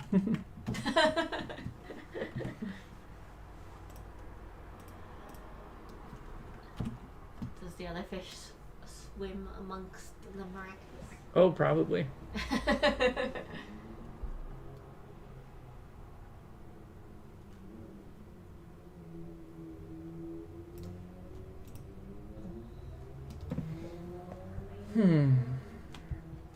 More wavy lines on the ears. I was trying to kind of mimic Maractus, right? Because Maractus has the collar, I guess the ear collars are at the base, whereas on the hands they're at the tips. But I do think it would be good to include some other color. And unfortunately, bulk help is, it's like a brown green kind of thing. It's even more like yellow. Yeah, like when you don't see it in the water, it's even like more yellow than brown or green. So it's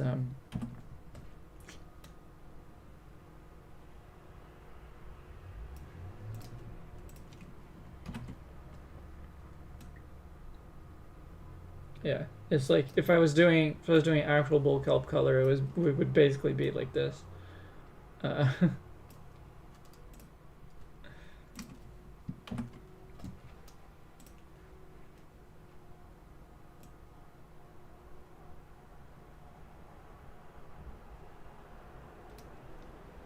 But that doesn't look as good. So I like it in blue.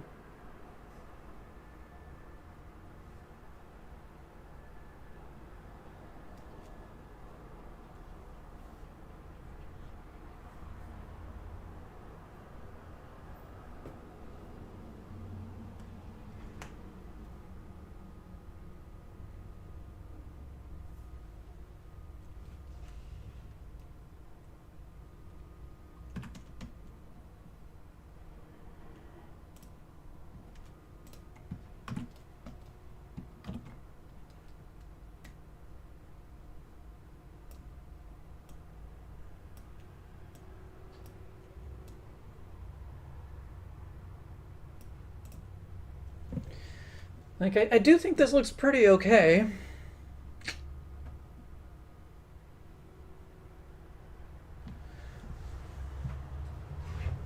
What if I put another wavy stripe only on the ears and it's the same color as the eyes?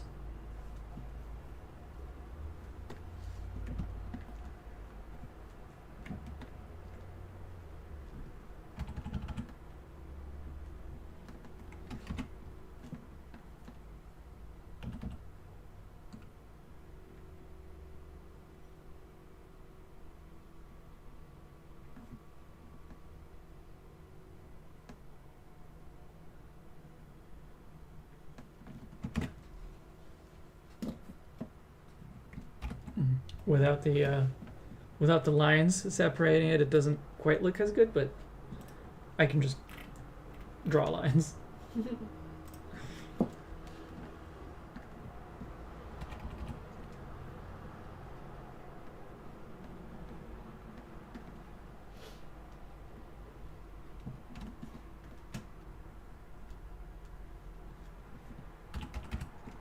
Yeah. Maybe some flowers on the ears, like a flower pattern. Bull kelp don't flower, do they? Like, I don't think they can. I don't think they are flowering plants.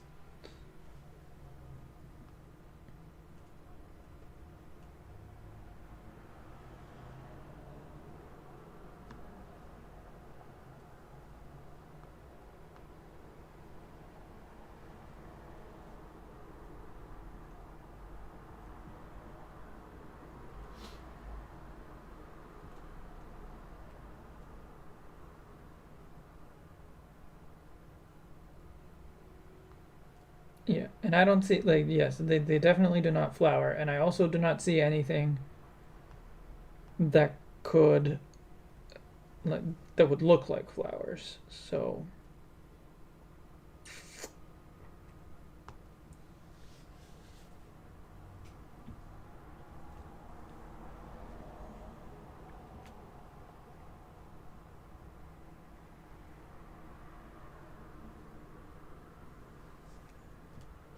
I mean, other Pokemon lay eggs on them.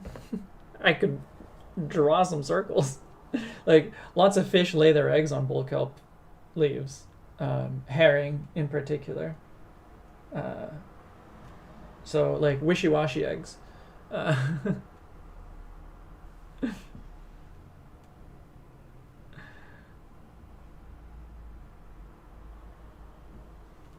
a lay. Yeah.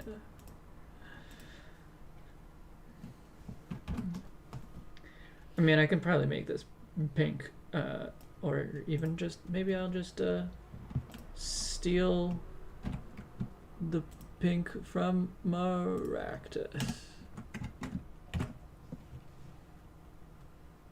But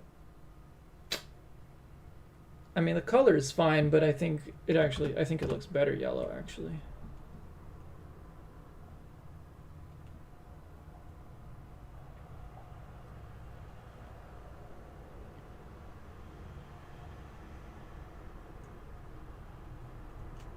Could be fun to have eggs on it. I guess I could put like little dots of like they would just be white dots though, like if I put like orange dots like salmon roe, like salmon don't lay their eggs in the ocean.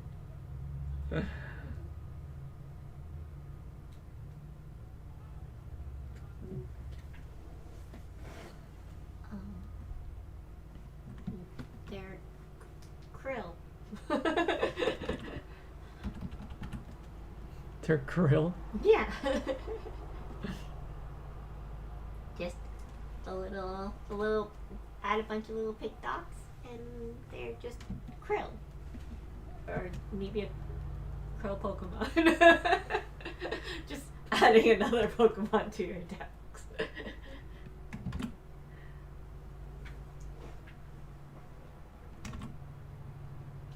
But krill are in the ocean. Yes. And they're pink.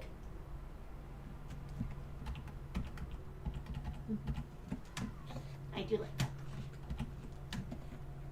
Yeah.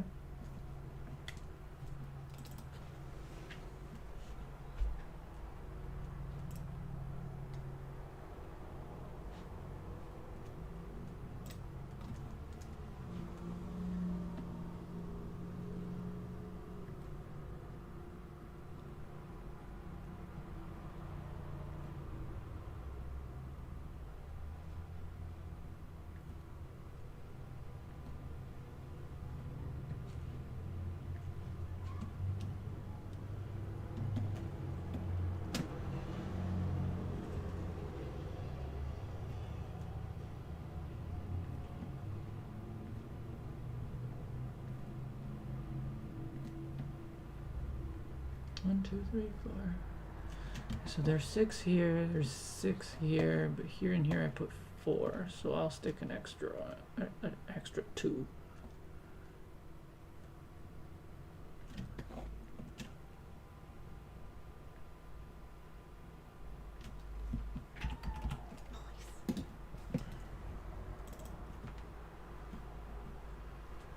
The yellow, I think, actually looks pretty good. But I can... What if I just steal Maractus pink? The pink looks pretty good, too.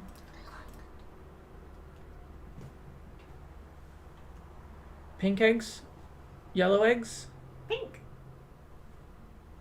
Well, actually, I like the yellow one. Yeah, I like the yellow more, honestly.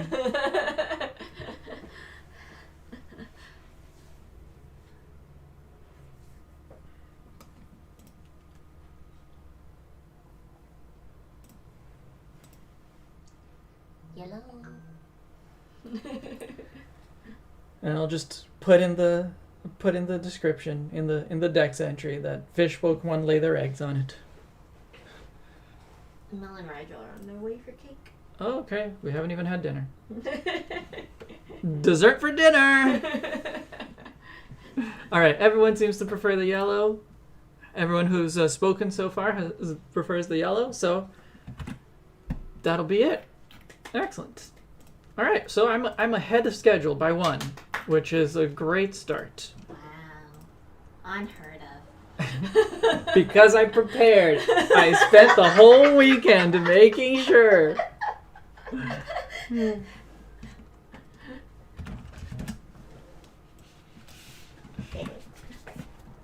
Sorry.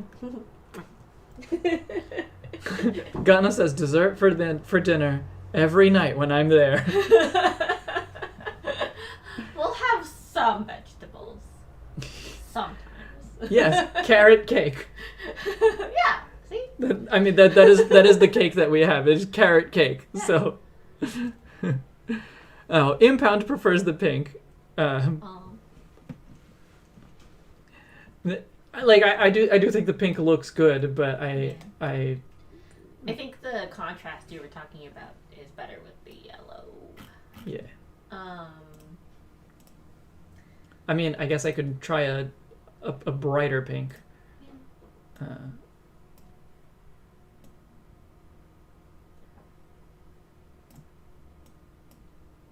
Yeah, like I guess that is a little better. Okay, round two, pink or yellow. Yellow still. Okay, yellow still.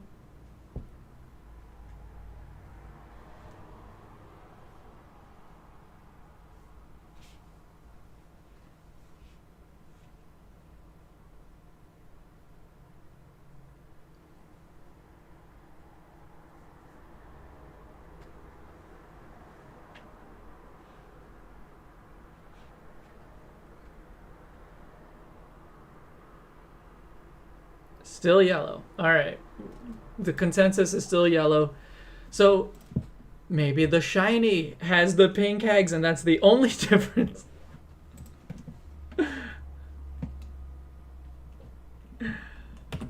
Sorry, Impound. The consensus has gone the other way. Crazy idea, both. I think that would be too much. Also, that would take more work for me to make, and I don't want to spend that time. Especially with our friends being basically here for cake. So, thanks for hanging out. Same time tomorrow. Yeah, I thought I was going to have to start later tomorrow, but then I realized the reason I was going to start later is that there is a soccer game. But it's actually for a competition that I don't have access to. There's no official transmission in Canada. So I can only listen to it. And, you know, in that case, I might as well be streaming. And just follow the score. All right. Let me just quickly look at what is planned for tomorrow.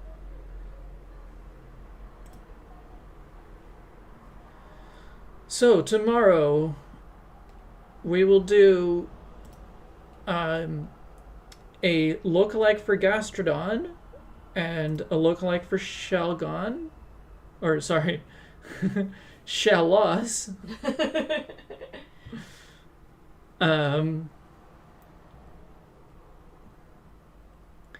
And but so they are the part of the idea is that they are switched. So the first stage is the Gastrodon and it evolves into Shellos, but it'll be lookalikes again, so it'll be like a different name. I like the concept of lookalikes, so I've been working with that a lot. And then we will also do two fossil mammoth Pokemon. So should be fun. We should do the dragon whale tomorrow too. I mean, if we can, but you can be there for more of the time, and maybe we can try to actually figure out what the problem with the audio was. That was so weird. Anyway, yeah, same time tomorrow, for at least Gastrodon and Shellos lookalikes and original fakemon of mammoths. Okay. Amazing. All right. Thanks, everyone. Maybe I'll see you tomorrow. Bye.